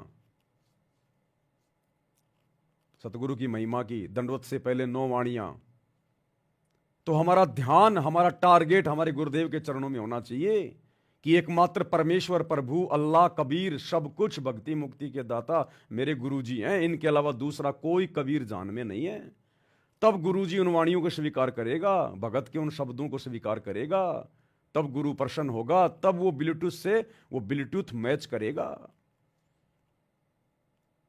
तो सर्वप्रथम ये 9 वाणियां हम इस प्रकार से अपने गुरुजी में ध्यान लगा के, ना कि इधर उधर, ना किसी और देव महादेव में, उसके बाद जमीन पे घुटनों के बल बैठ जाएं, और फिर कम से कम 2 वाणियां हाथ जोड़ के आधीनी के साथ, कर जोड़ूं बिनती करूं धरूं चरण पर शीस, सतगुरु रामपाल जी भगवान ने दियो नाम बख्शीश, कोटि कोटि सिजदा करूं कोटि कोटि प्रणाम, चरण कमल में राखियो मैं बांदी जाम गुलाम। ये 2 वाणियां कम से कम हमने फिर घुटने के बल बैठ के अपने गुरुदेव के सामने उनके चरणों में ध्यान रख के, तो वो कोटि कोटि बार वो सिजदा, वो दंडवत गुरु स्वीकार कर लेगा। अरे एक दंडवत प्रणाम का कितना फल है, एक अश्वमेघ यज्ञ के समान। और यदि हम कहेंगे कोटि कोटि दंडवत कोटि कोटि प्रणाम, चरण कमल में राखियों में बांधी जाम गुलाम, परमात्मा स्वीकार करेगा उसको, क्योंकि हमारा लक्ष्य, हमारा टारगेट हमारा सतगुरु है। हमने उनको परमात्मा मान लिया, भगवान मान लिया, हमारे लिए और कोई दाढ़ी मूंछ वाला कबीर भगवान नहीं है। हमारे दरबार में हमारे गुरुजी के अलावा किसी और की फोटो नहीं होनी चाहिए, ना गरीबदास जी की, ना दादा गुरु की, ना पंडित चिदानंद जी की, ना दाढ़ी मूंछ वाले नकली कबीर की। अगर है तो चाहे आप कितने भाव से 9 वाणियां बोल लो, कितना कोटि कोटि दंडवत कर लो, परमात्मा स्वीकार नहीं करेगा। अगर किसी औरत के बटवे में, उसके पर्स में, अगर उसके पति के अलावा किसी गैर पुरुष की फोटो अगर उसके पति ने देख ली, वो पति उस औरत से प्रेम नहीं करेगा। तो हमारा दरबार साहिब हमारा पर्स है, हमारा बटुआ है, और हमारे बटुए में अगर हमारे गुरुजी के अलावा किसी और की फोटो दिखाई दे गई, ये अंतर्यामी परमात्मा, इसको देखने की जरूरत नहीं है। चीटी पायल बाजे पैर साहिब सुनता है सब लहर, कितना दंडवत करते रहना, कितना इसके गुणगान करते रहना, ये ध्यान नहीं देगा फिर। तो फिर कम से कम ये 2 वाणियां भगत भाई बहनों ने बोलनी है। और उसके बाद जिसको जैसा भी जो मंत्र मिला हुआ है, प्रथम नाम सतनाम सारनाम, उसके बाद 1 या 2 बार उन मंत्रों का हम जाप करें, और अपने गुरुदेव के खुली आंखों से हम फिर दर्शन करें, और फिर उनको दंडवत प्रणाम करें। तो ये दंडवत प्रणाम की जो विधि है, जिसके बाद में आत्मा बिल्कुल आत्म विभोर हो जाती है, वास्तव में हमें वो दंडवत का, वो यज्ञ का वो परिणाम मिलेगा, हमें वो फल मिलेगा। और आधीनी के साथ करना, हमने प्रणाम करना है, व्यायाम नहीं करना। अगर हम भाई बहन इस प्रकार से इन तमाम मर्यादाओं में रहकर गुरु को परमात्मा मानकर इस प्रकार से ध्यान से यदि हम ये दंडवत नहीं करते हैं, तो हम प्रणाम नहीं कर रहे, हम तो व्यायाम कर रहे हैं, व्यायाम कर रहे हैं। हम तो जमीन पे लेटना उठना, तो हमने प्रणाम करना है, व्यायाम नहीं करना। हमने परमात्मा कह रहे हैं जय गोपाल दंडवत करो पैरो पड़ प्रणाम। तो इस प्रकार से करना हमने। अब उसके बाद भाई और बहनों, दास को परमात्मा ने छोटी सी प्रेरणा की जो आपके साथ में शेयर करना चाहता हूं, साझा करना चाहता हूं। जिस प्रकार हम सभी भाई बहन सुबह उठते ही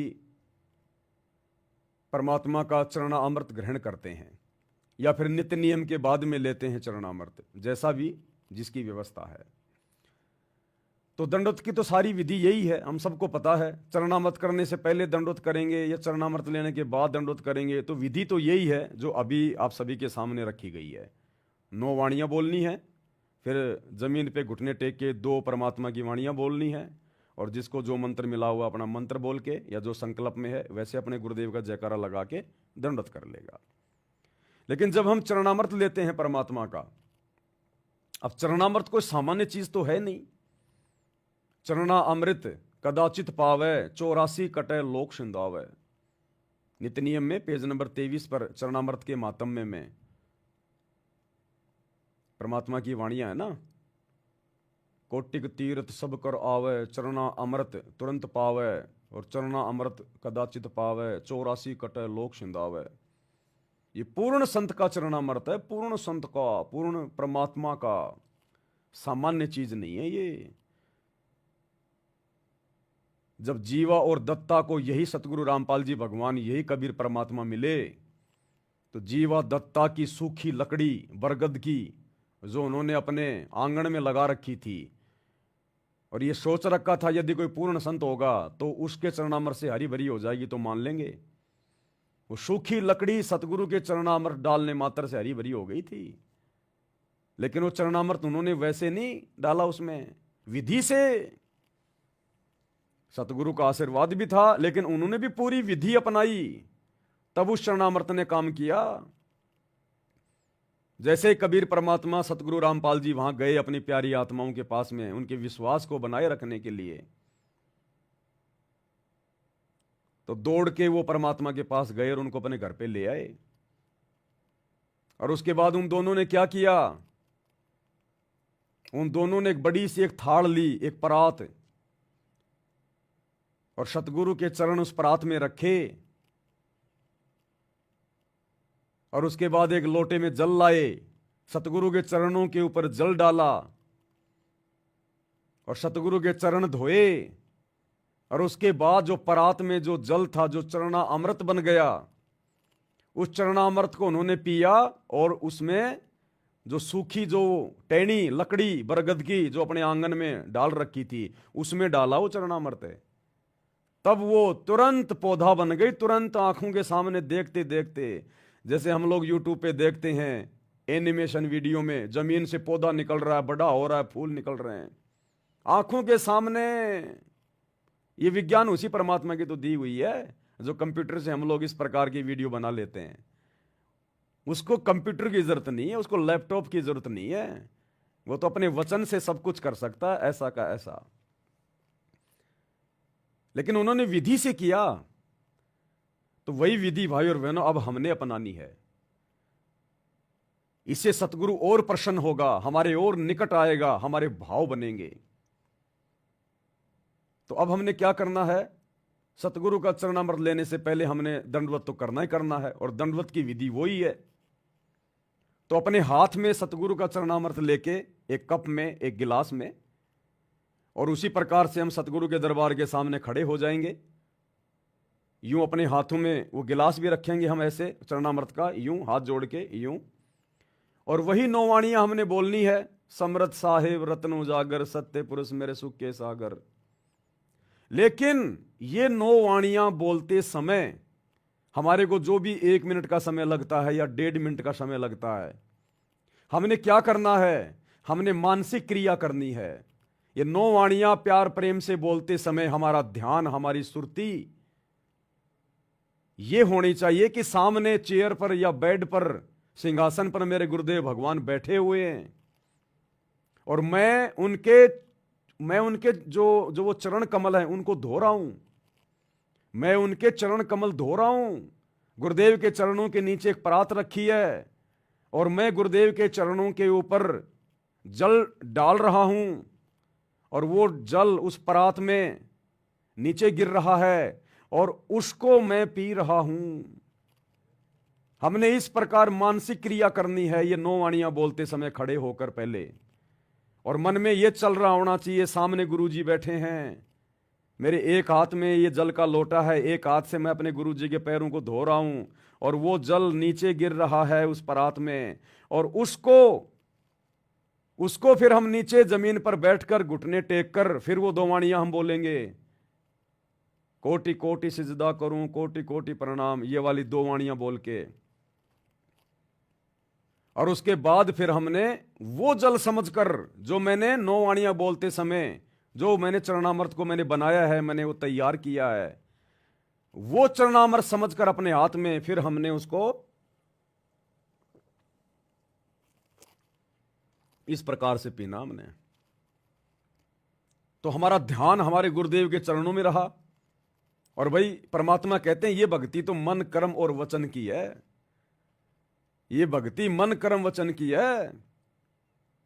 चाहे हम किसी को मन ही मन में कोई गाली निकाल दें या किसी का हम कोई बुरा सोच लें, या चाहे अपनी जुबान से हम किसी के प्रति कोई बुरा बोल दें, या इस शरीर से हम किसी का कोई नुकसान कर दें, पाप तो बराबर लगता है ना। तो इसी प्रकार ये भक्ति है। हम चाहे मानसिक रूप से अपने गुरुजी के चरणामृतों को, अपने गुरुजी के चरणों को धो के उनका चरणामृत बना लें, चाहे साक्षात बना लें, वो चरणामृत बन गया। अगर आपने गुरु को भगवान मान के, परमात्मा मान के, और यदि आप मर्यादाओं में हैं और यदि आपने वो क्रिया मानसिक रूप से की है तो वो आपका चरणामृत बन गया, ओरिजिनल चरणामृत, ओरिजिनल। अरे कल को सतगुरु सतलोक चला जाएगा, फिर कैसे उनके चरण धोके पियोगे, फिर कहां से लाओगे चरणामृत, कब तक बढ़ाते रहोगे, उसका अंश क्या समाप्त नहीं होगा। तो यही विधि चलेगी। अब हमने सतगुरु को शब्द रूप में अपने घर पर बैठाना है, अपने घट में बैठाना है। ये शब्द स्वरूपी राम है। घटी हिम गंगा घटी हिम जमुना घटी हिम जगदीश सतगुरु तारेंगे। हम हैं सबद सबद हम माए और हमसे भिन्न और कछु नाही। मोकों कहां ढूंढे रे बंदे, मैं तो तेरे पास में। अब हमने सतगुरु को शब्द रूप में लेना है, क्योंकि हमने गुरु को परमात्मा मान लिया, कबीर जी मान लिया। और कबीर का शरीर हाड़ मांस का नहीं है, कबीर का शरीर सूक्ष्म है, नूरी है। तो अब हमने इस प्रकार रोजाना चरणामृत बनाना है। रोज आपके घर में जो बोतल रखी है बहुत अच्छी बात है, आप उसको रखिएगा, आप भर के अपने दरबार में वो रखिएगा, वो मालिक की वाणियों से चार्ज होता रहेगा वो जल। लेकिन उसी जल को सुबह डाल के गिलास में, और हमने रोज जो है रोज हमने वो चरणामृत बनाना है, अपने गुरु जी के चरणों को धो के, मानसिक क्रिया करके। गुरु जी की फोटो के ऊपर नहीं डालना, मानसिक क्रिया करनी है हमने, मानसिक क्रिया। और रोज हमने इस प्रकार से 9 वाणियां बोलते समय रोजाना हमने चरणामृत बनाना अपना, और रोज हमने उस चरणामृत को पीना हमने। भाई दास को परमात्मा ने प्रेरणा की,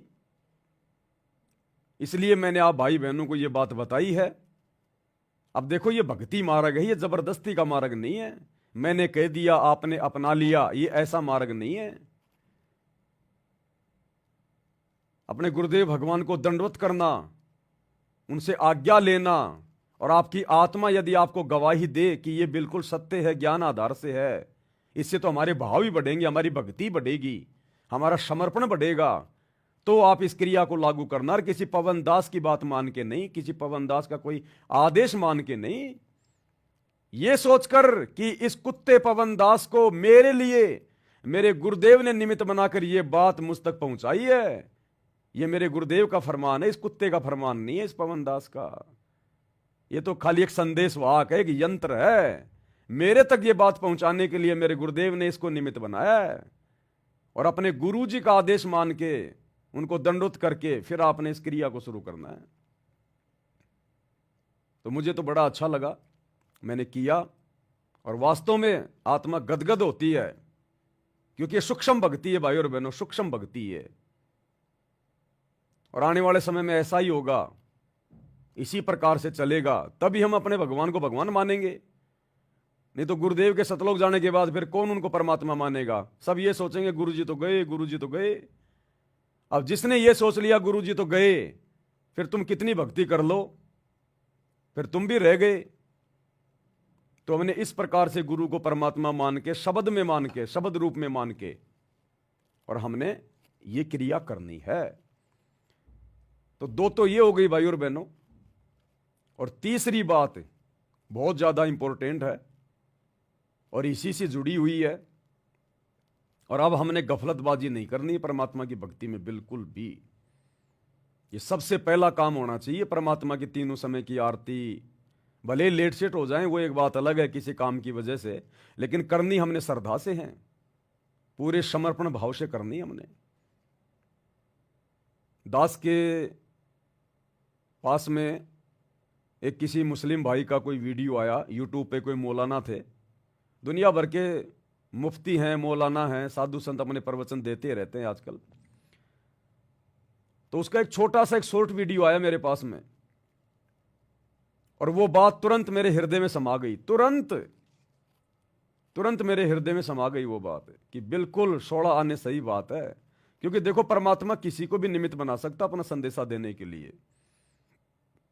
ये जरूरी नहीं है कि वो मौलाना वो बकरे खा रहा है, मुर्गे खा रहा है, मुसलमान धर्म की वेशभूषा बना के अल्लाह अल्लाह कर रहा है और अल्लाह को निराकार मान रहा है। वो कुछ भी कर रहा है, उसकी अपनी अज्ञानता, उसकी अपनी सोच है। लेकिन संदेशा परमात्मा किसी के माध्यम से भी दिलवा सकता है। गधे से भी ज्ञान मिल जाए तो ले लेना चाहिए, जिस ज्ञान के ग्रहण करने से यदि हमें फायदा मिल रहा है तो उस मौलाना की वो बात परमात्मा के आशीर्वाद से, गुरुदेव भगवान के आशीर्वाद से मालिक ने पहुंचानी थी, उसके माध्यम से वो पहुंच गई। और मुझे बड़ा अच्छा लगा और मैंने उसको बिल्कुल आज ही फॉलो किया अपने परमात्मा का आदेश मान के। क्योंकि जो सच्ची बात होगी वो आत्मा को तुरंत स्वीकार्य हो जाएगी। क्या बताया उसने, आप और हमने विचार करना चाहिए। क्योंकि ओरिजिनल निमाज वर्तमान में अगर धरती पर किसी के पास है, आप और हमारे पास में है। ओरिजिनल निमाज हजरत मोहम्मद के पास भी नहीं थी। हालांकि हजरत मोहम्मद जी को रोजे, बंग और नमाज, ये तीन चीजें ये कबीर परमात्मा ने दी थी, शैतान ने नहीं दी थी। रोजे, बंग और नमाज उसके पास भक्ति के लिए कुछ नहीं है। तप करो, तप और ओम नाम का जाप करो, इसके अलावा वो कुछ नहीं दे सकता। परमात्मा सूक्ष्म वेद में कहते हैं ना, रोजा बंक निमाज दई रे, बिस्मिल कील नहीं बात कही रे। कबीर परमेश्वर ने क्या कहा? अभी आप जो पुस्तक जिस पर वीडियो बनाए जा रहे हैं, मुसलमान नहीं समझे ज्ञान कुरान, अभी उसमें जिक्र आएगा आगे 5 नंबर वीडियो में। तो गुरुदेव ने बताया रोजा बंक निमाज दई रे और बिस्मिल की नहीं बात कही रे। बिस्मिल यानी मांस खाना, जीव काटना। कबीर परमात्मा ने कहा कि जब हजरत मोहम्मद काबा में गया हुआ था हज करने के लिए, तब मैं उसको जिंदा महात्मा के रूप में मिला था वहां पर। ये सतगुरु रामपाल जी भगवान, ये कबीर मालिक, और हजरत मोहम्मद जी को अपने साथ में मिनी सतलोक लेकर गए थे, और वहां उसको सब कुछ बताया, सब कुछ दिखाया कि देख तू शैतान की तू इबादत कर रहा है, तू ये भक्ति कर जो मैं तुझे दे रहा हूं। और उसको नाम दिया, उसको मंत्र दिया, अल्लाहु कबीर, अल्लाहु कबीर। क्योंकि ओरिजिनल तो आज देने थे मालिक ने। आज से पहले तो आत्माओं को बस ऐसे ही दे दा के, और उनको थोड़ी बहुत धार्मिकता उनके अंदर मालिक ने बना के रखनी थी। जैसे मंसूर को परमात्मा ने अनल हक दे दिया कि बेटा तू ये मंत्र जाप कर। हजरत मोहम्मद को इसी कबीर भगवान ने अल्लाहु कबीर, अल्लाहु कबीर दे दिया। तो मिनी सतलोक ले गए हजरत मोहम्मद जी को, और परमात्मा ने कहा कि देख तेरे को ऐसे रोजे करने हैं और सभी को बता देना, रोजा बंक नमाज दई रे। ये 5 टाइम की नमाज ये शैतान ने नहीं दी, ये कबीर परमात्मा सतगुरु रामपाल जी भगवान ने दी थी, धार्मिकता बनाए रखने के लिए। क्योंकि उस समय मोक्ष का समय नहीं था। अगर ये परमात्मा थोड़ी बहुत भक्ति अगर किसी को ना दे तो सब के सब नास्तिक हो जाते, वर्तमान तक आत्माएं सब नास्तिक हो जाती। तो परमात्मा ने किसी न किसी के माध्यम से, किसी न किसी तरीके से आत्माओं को किसी न किसी धर्म से जोड़ के रखना था। तो कहते हैं रोजा बंक नमाज दई रे, बिस्मिल की नई बात कही रे। तो ओरिजिनल जो नमाज है, हजरत मोहम्मद को तो परमात्मा ने नकली नमाज दी थी। हालांकि सतगुरु अपने मुख से जो मंत्र दे दे, जो आरती नमाज दे दे, वो सही होती है, लेकिन वो मोक्ष वाली नहीं होती, ओरिजिनल नहीं होती। वो ओरिजिनल आरती आज मिली हमें। आज ओरिजिनल आरती यानी निमाज, निमाज कहो चाहे आरती कहो, मुसलमान धर्म में उसको निमाज कह देते हैं। निमाज का मतलब होता है प्रार्थना करना, स्तुति करना, महिमा करना। हम उसको नित्य नियम कह देते हैं, हिंदू उसको आरती कह देते हैं। तो ये ओरिजिनल निमाज आप और हम भगत भाई बहनों को प्राप्त है। वो मौलाना क्या बोला, वो बात मेरे दिल में खटक गई, दिल में। देखो कहीं ना कहीं हम गफलत कर रहे होते हैं, लेकिन परमात्मा अच्छी आत्माओं तक बीच बीच में संदेश पहुंचाता है। तो क्या उसका वीडियो आया और क्या कहा उसने। मेरे तो पहली बार में चोट लगी, पहली बार में चोट। और आज मैंने सुबह का नित्य नियम बिल्कुल उसी भाव से किया और बड़ा आनंद आया, क्योंकि ये शैतान, ये काल, ये मन रूप में हमारे से ये धीरे धीरे गलतियां करवाता है। हमारी जो स्पीड है उसको ये बढ़वा देता है कि फटाफट कर ले नित्य नियम, फटाफट कर ले।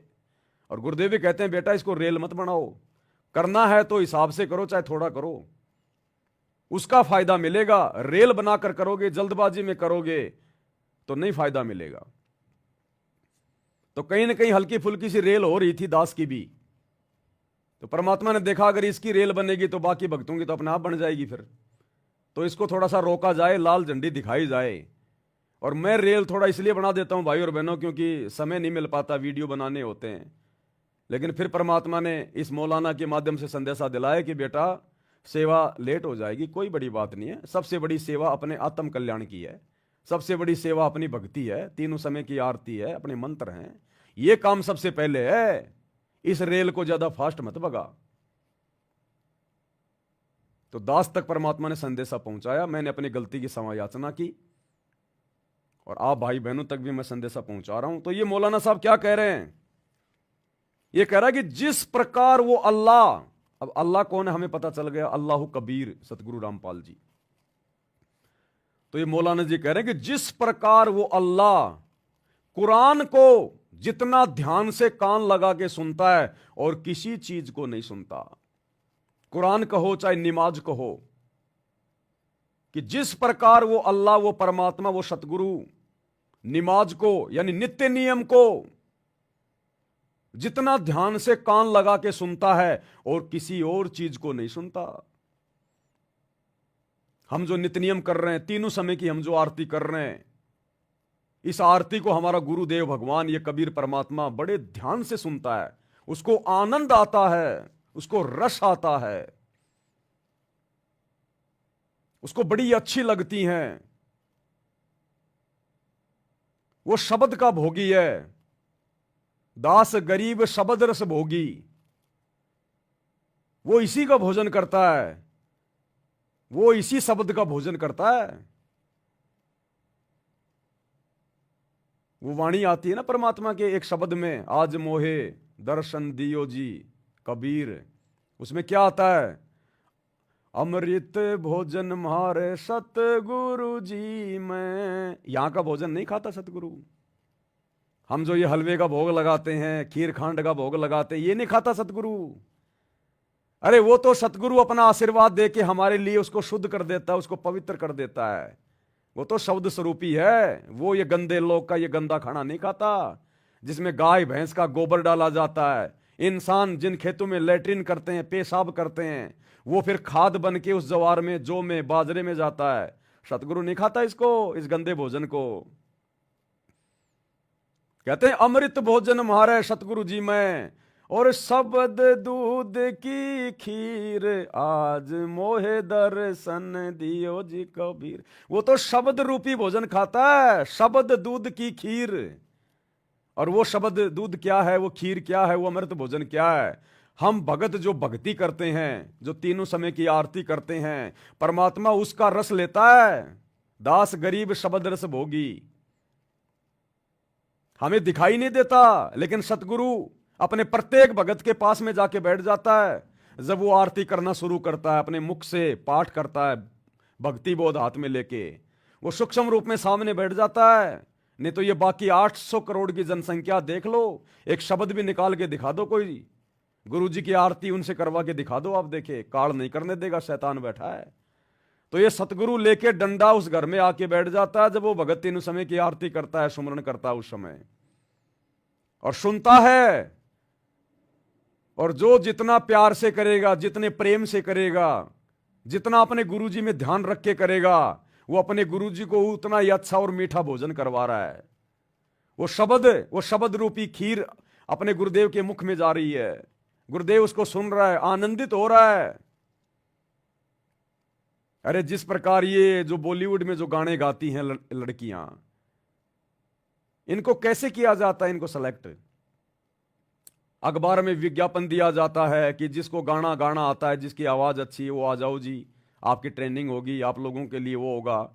सब लोग ले लेके अपना बायोडाटा पहुंच जाते हैं, और बॉलीवुड के 4-5 लोग जो गायकार होते हैं, जो बड़े बड़े, वो वहां पहुंच जाते हैं, वो सामने बैठ जाएंगे वहां पर, वो जज बन के, और सामने आएंगे लड़के और लड़कियां, अपना अपना वो गाना गाएंगी, बेस्ट गाने का प्रयास करेंगी। लेकिन सामने वालों को, उन बैठे हुए लोगों को, उन जजों को जिनकी आवाज पसंद आएगी, जिनका गाने का तरीका पसंद आएगा, उसी को सेलेक्ट कर लेंगे, और वही आगे चल के फिर फिल्मों में गाना गाता है, पैसे कमाता है। तो जो भगत इस प्रकार से नित्य नियम करेगा, आरती करेगा, सुमरण करेगा, बड़े ध्यान से गुरु में ध्यान लगा के, गुरु को साक्षात सामने बैठा हुआ मानकर, कोई जल्दबाजी नहीं, दुनिया भर की दिमाग में कोई बातें नहीं, तब जाकर सतगुरु उन चीजों को स्वीकार करेगा। हम लोग संध्या आरती पढ़ते हैं, संध्या आरती की शुरुआत में क्या आता है? पहली आरती हरि दरबारे, तेज पुंज जहां प्राण उधारे, पाती पंच पोहप कर पूजा, देव निरंजन और न दूजा, खंड खंड में आरती गाजे, सकल मई हर ज्योत विराजे, शांति सरोवर मंजन कीजे, जत की धोती तन पे लीजे, ज्ञान अंगोछा मैल न राखै, शब्द जनेऊ धर्म जनेऊ शतमुख भाषा। और कहते हैं सो संध्या हमरे मन मानी, कहे कबीर सुनो रे ज्ञानी। गुरुदेव कहते हैं सो संध्या हमरे मन मानी, इस प्रकार से की गई संध्या आरती मैं स्वीकार करता हूं, हमरे मन मानी, कहे कबीर सुनो रे ज्ञानी। जो इस प्रकार से संध्या आरती जो करेगा ध्यान से, हर प्रकार मर्यादा में रह के, गुरुदेव कहते हैं सो संध्या हमरे मन मानी, कहे कबीर सुनो रे ज्ञानी, कि भक्तों सुन लो कान खोल के।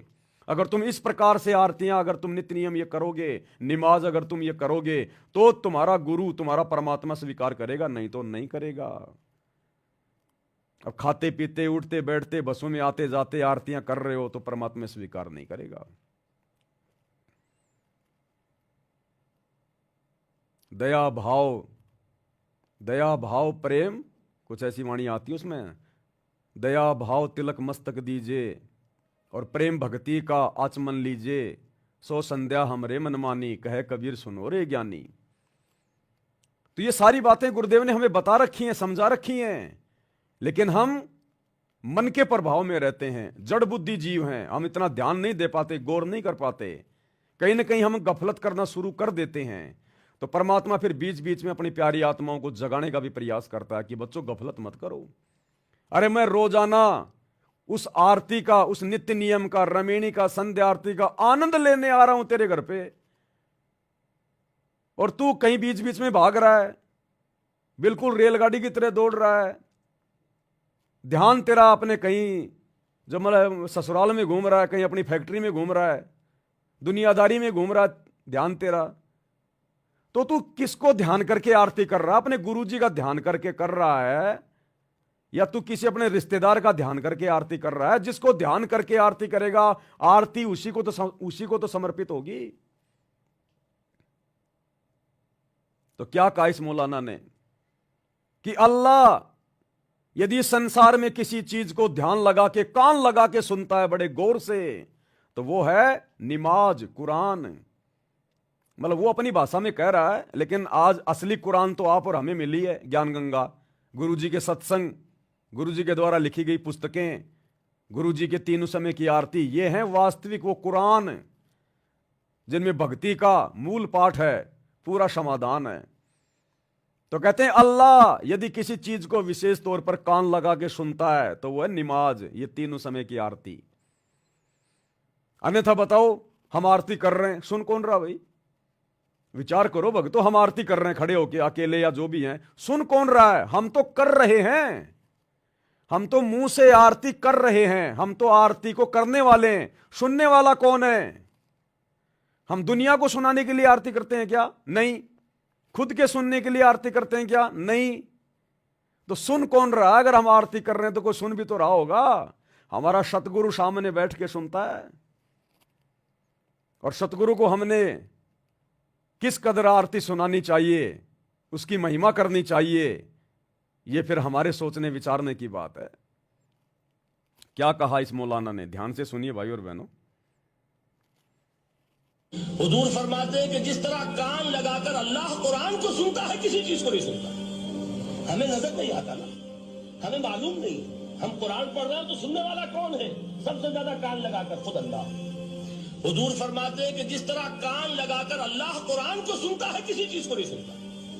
हमें नजर नहीं आता ना, हमें मालूम नहीं, हम कुरान पढ़ रहे हैं तो सुनने वाला कौन है? सबसे ज्यादा कान लगाकर खुद अल्लाह। यहां इसलिए मुझे याद आया कि अबू मूसा अशअरी को क्या पता था कि कौन सुन रहा है।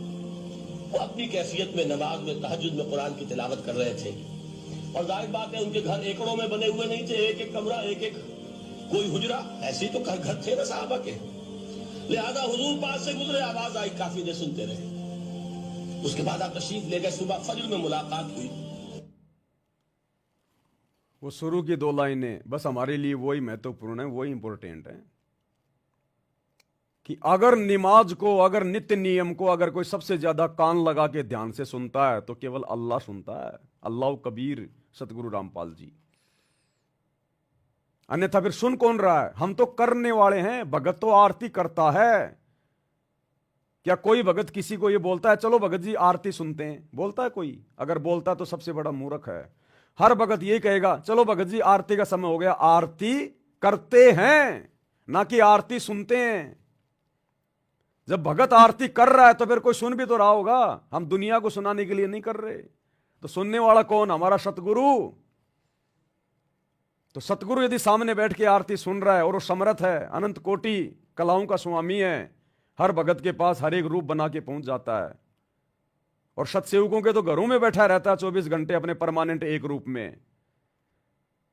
तो आरती हमने फिर कितने भाव से करनी चाहिए, कितनी श्रद्धा से करनी चाहिए। बिल्कुल मीठा बोल बोल के कोयल की तरह, जल्दबाजी नहीं। पहले वो काम कर लो जो जल्दबाजी का है, उस काम को निपटा के फिर करो ना आरती आराम से। तो कहते हैं अगर अल्लाह अगर किसी चीज को सबसे ज्यादा कान लगा के सुनता है तो केवल ये नमाज, ये आरती।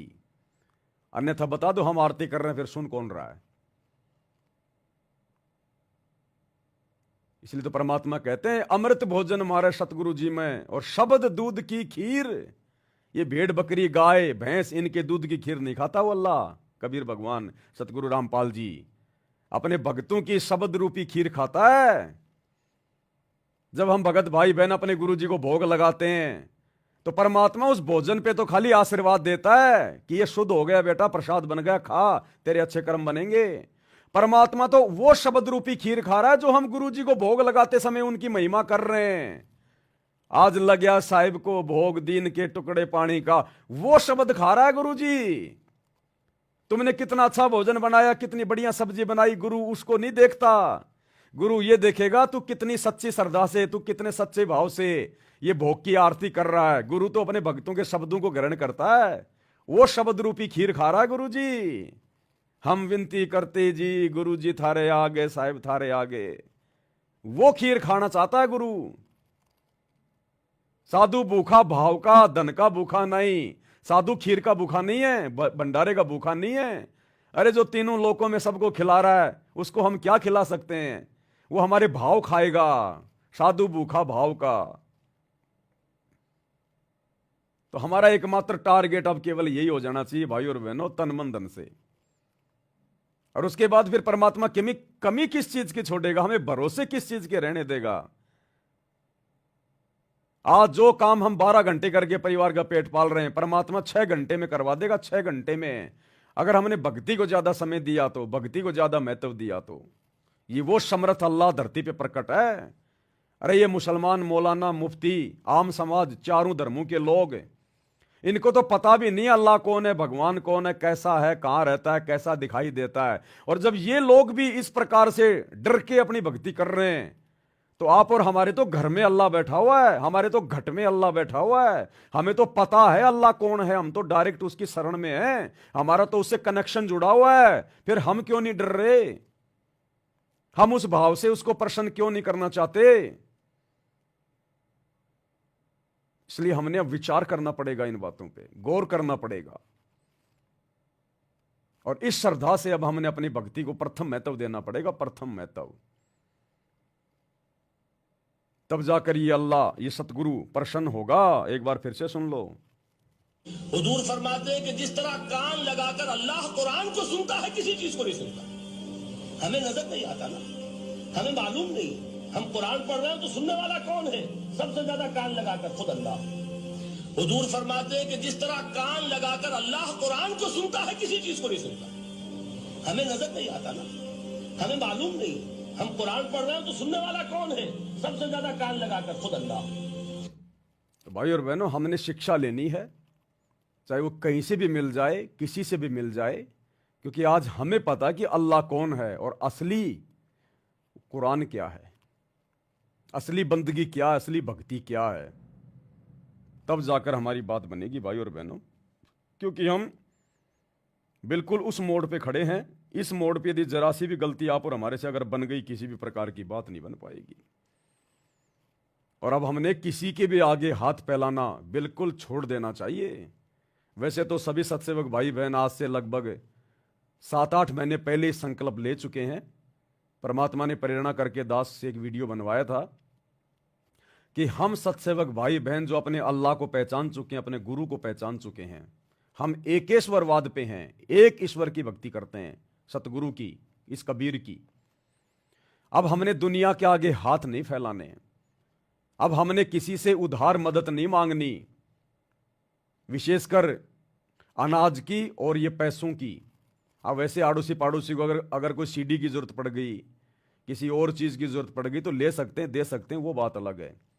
लेकिन हमने अनाज के लिए और पैसों के लिए अपने अल्लाह के सिवा, अपने गुरु के सिवा हमने किसी के आगे हाथ नहीं फैलाने, न रिश्तेदारों के आगे। अगर मदद कोई करना चाहता है तो भगत भाई बहन एक दूसरे की मदद कर सकते हैं, हमने जगत के आगे हाथ नहीं फैलाना बिल्कुल भी, नहीं तो हमारा भगवान, हमारा अल्लाह नाराज हो जाएगा कि तेरे को दुनिया की सबसे कीमती चीज मिल गई, तेरे को दुनिया का सबसे बड़ा सेठ, जगत सेठ मिल गया, और तू जगत सेठ का बच्चा होके ढंग से भक्ति ना करके तो दुनिया के आगे हाथ फैला रहा है। देना 5,000 रुपये, देना 10,000 रुपये, देना ये देना वो देना, तो दुनिया का भिखारी है या तू अपने गुरु का भिखारी है। तो परमात्मा भी ऐसे भगत से नाराज होता है कि अभी तक इस नादान ने मेरे को समझा नहीं, इसने मेरे को क्या मान रखा है, जिसने मैंने 21 ब्रह्मांड इस काल को भीख में दे रखे हैं, और मेरी शरण में आके ये दुनिया से भीख मांग रहा है। अरे दुनिया से भीख मांगने का मतलब है काल के आगे हाथ फैलाना, क्योंकि वो काल के तो पुजारी हैं दुनिया वाले। आज हम भगत भाई बहनों को कोई कहे कि लो जी ये सामने शंकर भगवान का मंदिर है, ये विष्णु जी का मंदिर है, कुछ मांग लो, इससे कुछ पैसे टंगे मांग लो, कोई भाई बहन मांगेगा क्या? अरे नहीं नहीं नहीं, हम नहीं मांगते इन देवी देवताओं से। तो देवी देवताओं के पुजारियों से क्यों मांग रहे हो फिर? वो तो और भी नीच काम है, घटिया काम है।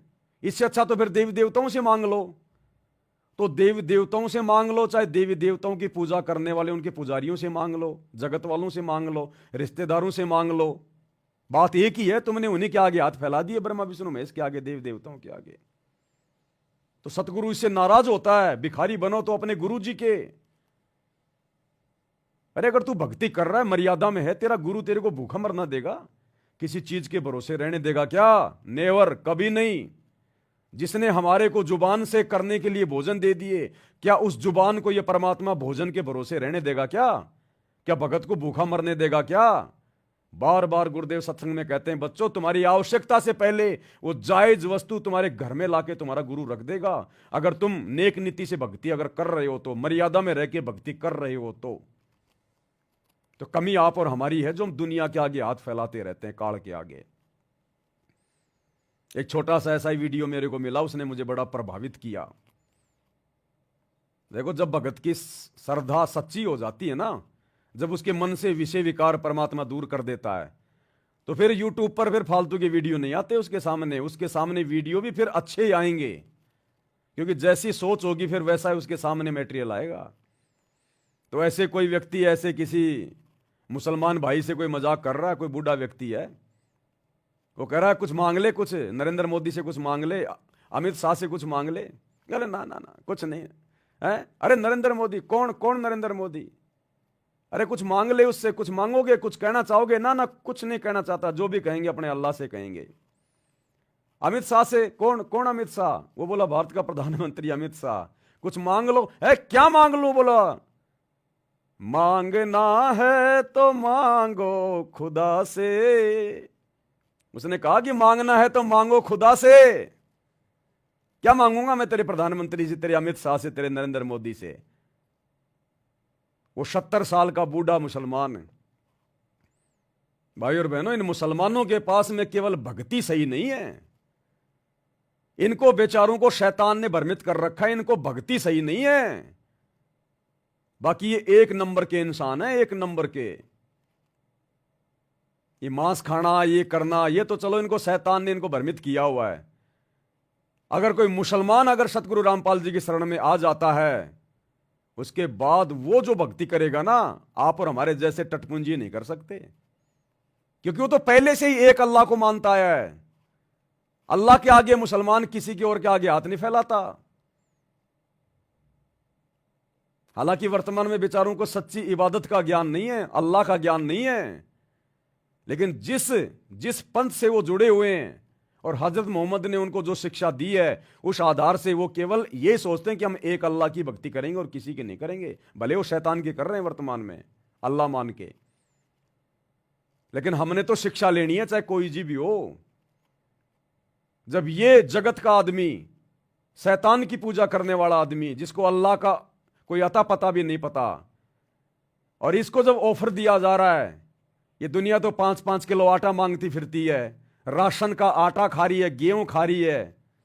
हम सत्सेवक भाई बहन तो नहीं खाते, परमात्मा ने संदेशा भिजवा दिया था, फिर भी कोई खा रहा था, भाई उसके कर्म। बाकी हम सरकारी कोई भी आटा, दाल, चीनी वगैरह कुछ भी नहीं लेते हम, ये राशन का बिल्कुल नहीं लेंगे। हम अपने सतगुरु का दिया हुआ खाएंगे, सरकार का दिया हुआ आराम का नहीं खाएंगे हम, ये फ्री का नहीं खाएंगे हम ये। तो ये मुसलमान भाई 70 साल का, जिसको भक्ति का ना पता ना भगवान का, फिर भी देखो कितना भक्ति पर दृढ़ है। इसको बार बार कहा जा रहा है कुछ मांग ले मोदी से, कुछ मांग ले। यहां लोग सरपंच के पैर पड़ जाते हैं। और क्या कह रहा है? शिक्षा लेनी चाहिए कि मांगना है तो मांगो खुदा से। क्या दे देगा तेरा नरेंद्र, क्या दे देगा तेरा अमित शाह? क्या कह रहा है? मोदी जी से आप क्या कहना चाहते हैं? मोदी से कुछ नहीं कहा जी, जब कहते तो अपने अल्लाह से कहा। मोदी मैं कुछ कहना चाहता हूँ। कुछ नहीं, एक बात नहीं कहा। अमित शाह जी से? हम किसे? अमित शाह जी से। अमित शाह क्या है? अमित शाह मतलब प्रधानमंत्री। प्रधानमंत्री हुए अमित शाह, प्रधानमंत्री के अल्लाह को पता ताकि क्या करिए हम, क्या कहना चाहते हैं? हमारा बनाए बिगाड़। फिर मोदी जी से क्या कहना चाहते हम हैं? मोदी से कुछ नहीं कहा चाहिए। हम कहा तो अल्लाह के नबी से कब मानिएगा? तो योगी जी से, प्रधानमंत्री जी से? कोई से नहीं, ना भी ना मोदी साहब। योगी जी से कुछ कह कुछ नहीं कहा। अपने बारे में कुछ मांग सकते हो? कहा मांगी? अरे कुछ भी मांग सकते हैं। मांगना है तो मांगो खुदा से, देने वाला वो सच्चा नबी। अब देखो, खुदा पर हमारे सामने बैठा, हमारे घर में बैठा, हमारा गुरु खुदा है। चिल्ला चिल्ला के कह रहे हैं अपन। प्रमाणित कर दिया दुनिया के सभी धर्म ग्रंथों ने। और जो सुख इन्होंने दे दिए, जो ठाट बाट इन्होंने कर दिए भक्तों के, मौत के मुंह से निकाल दिया। डॉक्टर ने जवाब दे रखा था। और जो आत्मिक खुशी आनंद इस अल्लाह की भक्ति में, दुनिया के किसी अल्लाह की भक्ति में नहीं। आज आप और हमारे घर में अल्लाह बैठा, हम अल्लाह की शरण में, और फिर भी हम 2 कोड़ी के दुनिया के इंसानों के आगे हाथ फैलाते फिर रहे हैं, उधार मांगते फिर रहे हैं। आज भी जगत सेठ के बच्चे होकर तो डूब के मरने की बात है भगत के लिए। शिक्षा लेनी चाहिए इस मुसलमान भाई से। कह रहा मांगूंगा तो अपने अल्लाह से, अपने नबी से, जो अल्लाह के द्वारा भेजा गया होता है, और किसी के से नहीं मांगूंगा। भाई और बहनों, ये विचार करने की। हालांकि ये बेचारा रोड पे सारा दिन ये भीख मांगता है, वो बात अलग है, क्योंकि ज्ञान नहीं है ना। ये भिखारी आदमी है, रोड पे खड़ा होके सारा दिन भीख मांगता है, लेकिन जब बात आई मांगने की प्रधानमंत्री से, ऋण से, तो वहां पर इसने कह दिया कि अपने अल्लाह से मांगूंगा, अपने नबी से मांगूंगा। क्या दे देगा तेरा ये नरेंद्र फरेंद्र वगैरह। तो शिक्षा हम भक्तों ने लेनी चाहिए। हम भक्तों ने कुछ वीडियो परमात्मा बनवाता है अपने भक्तों को दृढ़ता देने के लिए। एक बार फिर से सुन लो। मोदी जी साहब क्या कहना चाहते हैं? मोदी से हम कुछ नहीं कहा जी, जब कहते तो अपने अल्लाह से कहा। मोदी मैं कुछ कहना चाहता हूँ कुछ नहीं, एक बात नहीं कहा। अमित शाह जी से? हम किसे? अमित शाह जी से? अमित शाह क्या है? अमित शाह मतलब प्रधानमंत्री। प्रधानमंत्री हुए अमित शाह, प्रधानमंत्री के अल्लाह को पता साकिब ये क्या करिए हम? क्या कहना चाहते हैं? हमारे तो बनाए बिगाड़ फिर मोदी जी से क्या कहना हम चाहते हैं? मोदी से कुछ नहीं कहा चाहिए। हम कहा तो अल्लाह के नबी से कब मानिएगा? योगी जी से, प्रधानमंत्री जी से? कोई से नहीं, ना भी ना मोदी साल नहीं करेगा। योगी जी ने कुछ कह कुछ नहीं कहा। अपने बारे में कुछ मांग सकते हो? क्या मांगी? अरे कुछ भी मांग सकते हैं। मांगे मांगना है तो मांगो खुदा से, देने वाला वो सच्चा नबी। तो डूब के मर जाना चाहिए उन भक्तों को जो सच्चे अल्लाह सतगुरु रामपाल जी की शरण में आकर भी और अपने रिश्तेदारों से, आड़ोसियों पाड़ोसियों से जो मांगते रहते हैं। क्या जरूरत है तुम्हें मांगने की? क्या करना है? फालतू की नोटंकी करनी है क्या? तुम्हारे खर्चे क्या हैं? कुछ खर्चा नहीं है भगत का, और फालतू के खर्चों में पड़ा हुआ है तो फिर दुनिया का भिखारी बना रहे।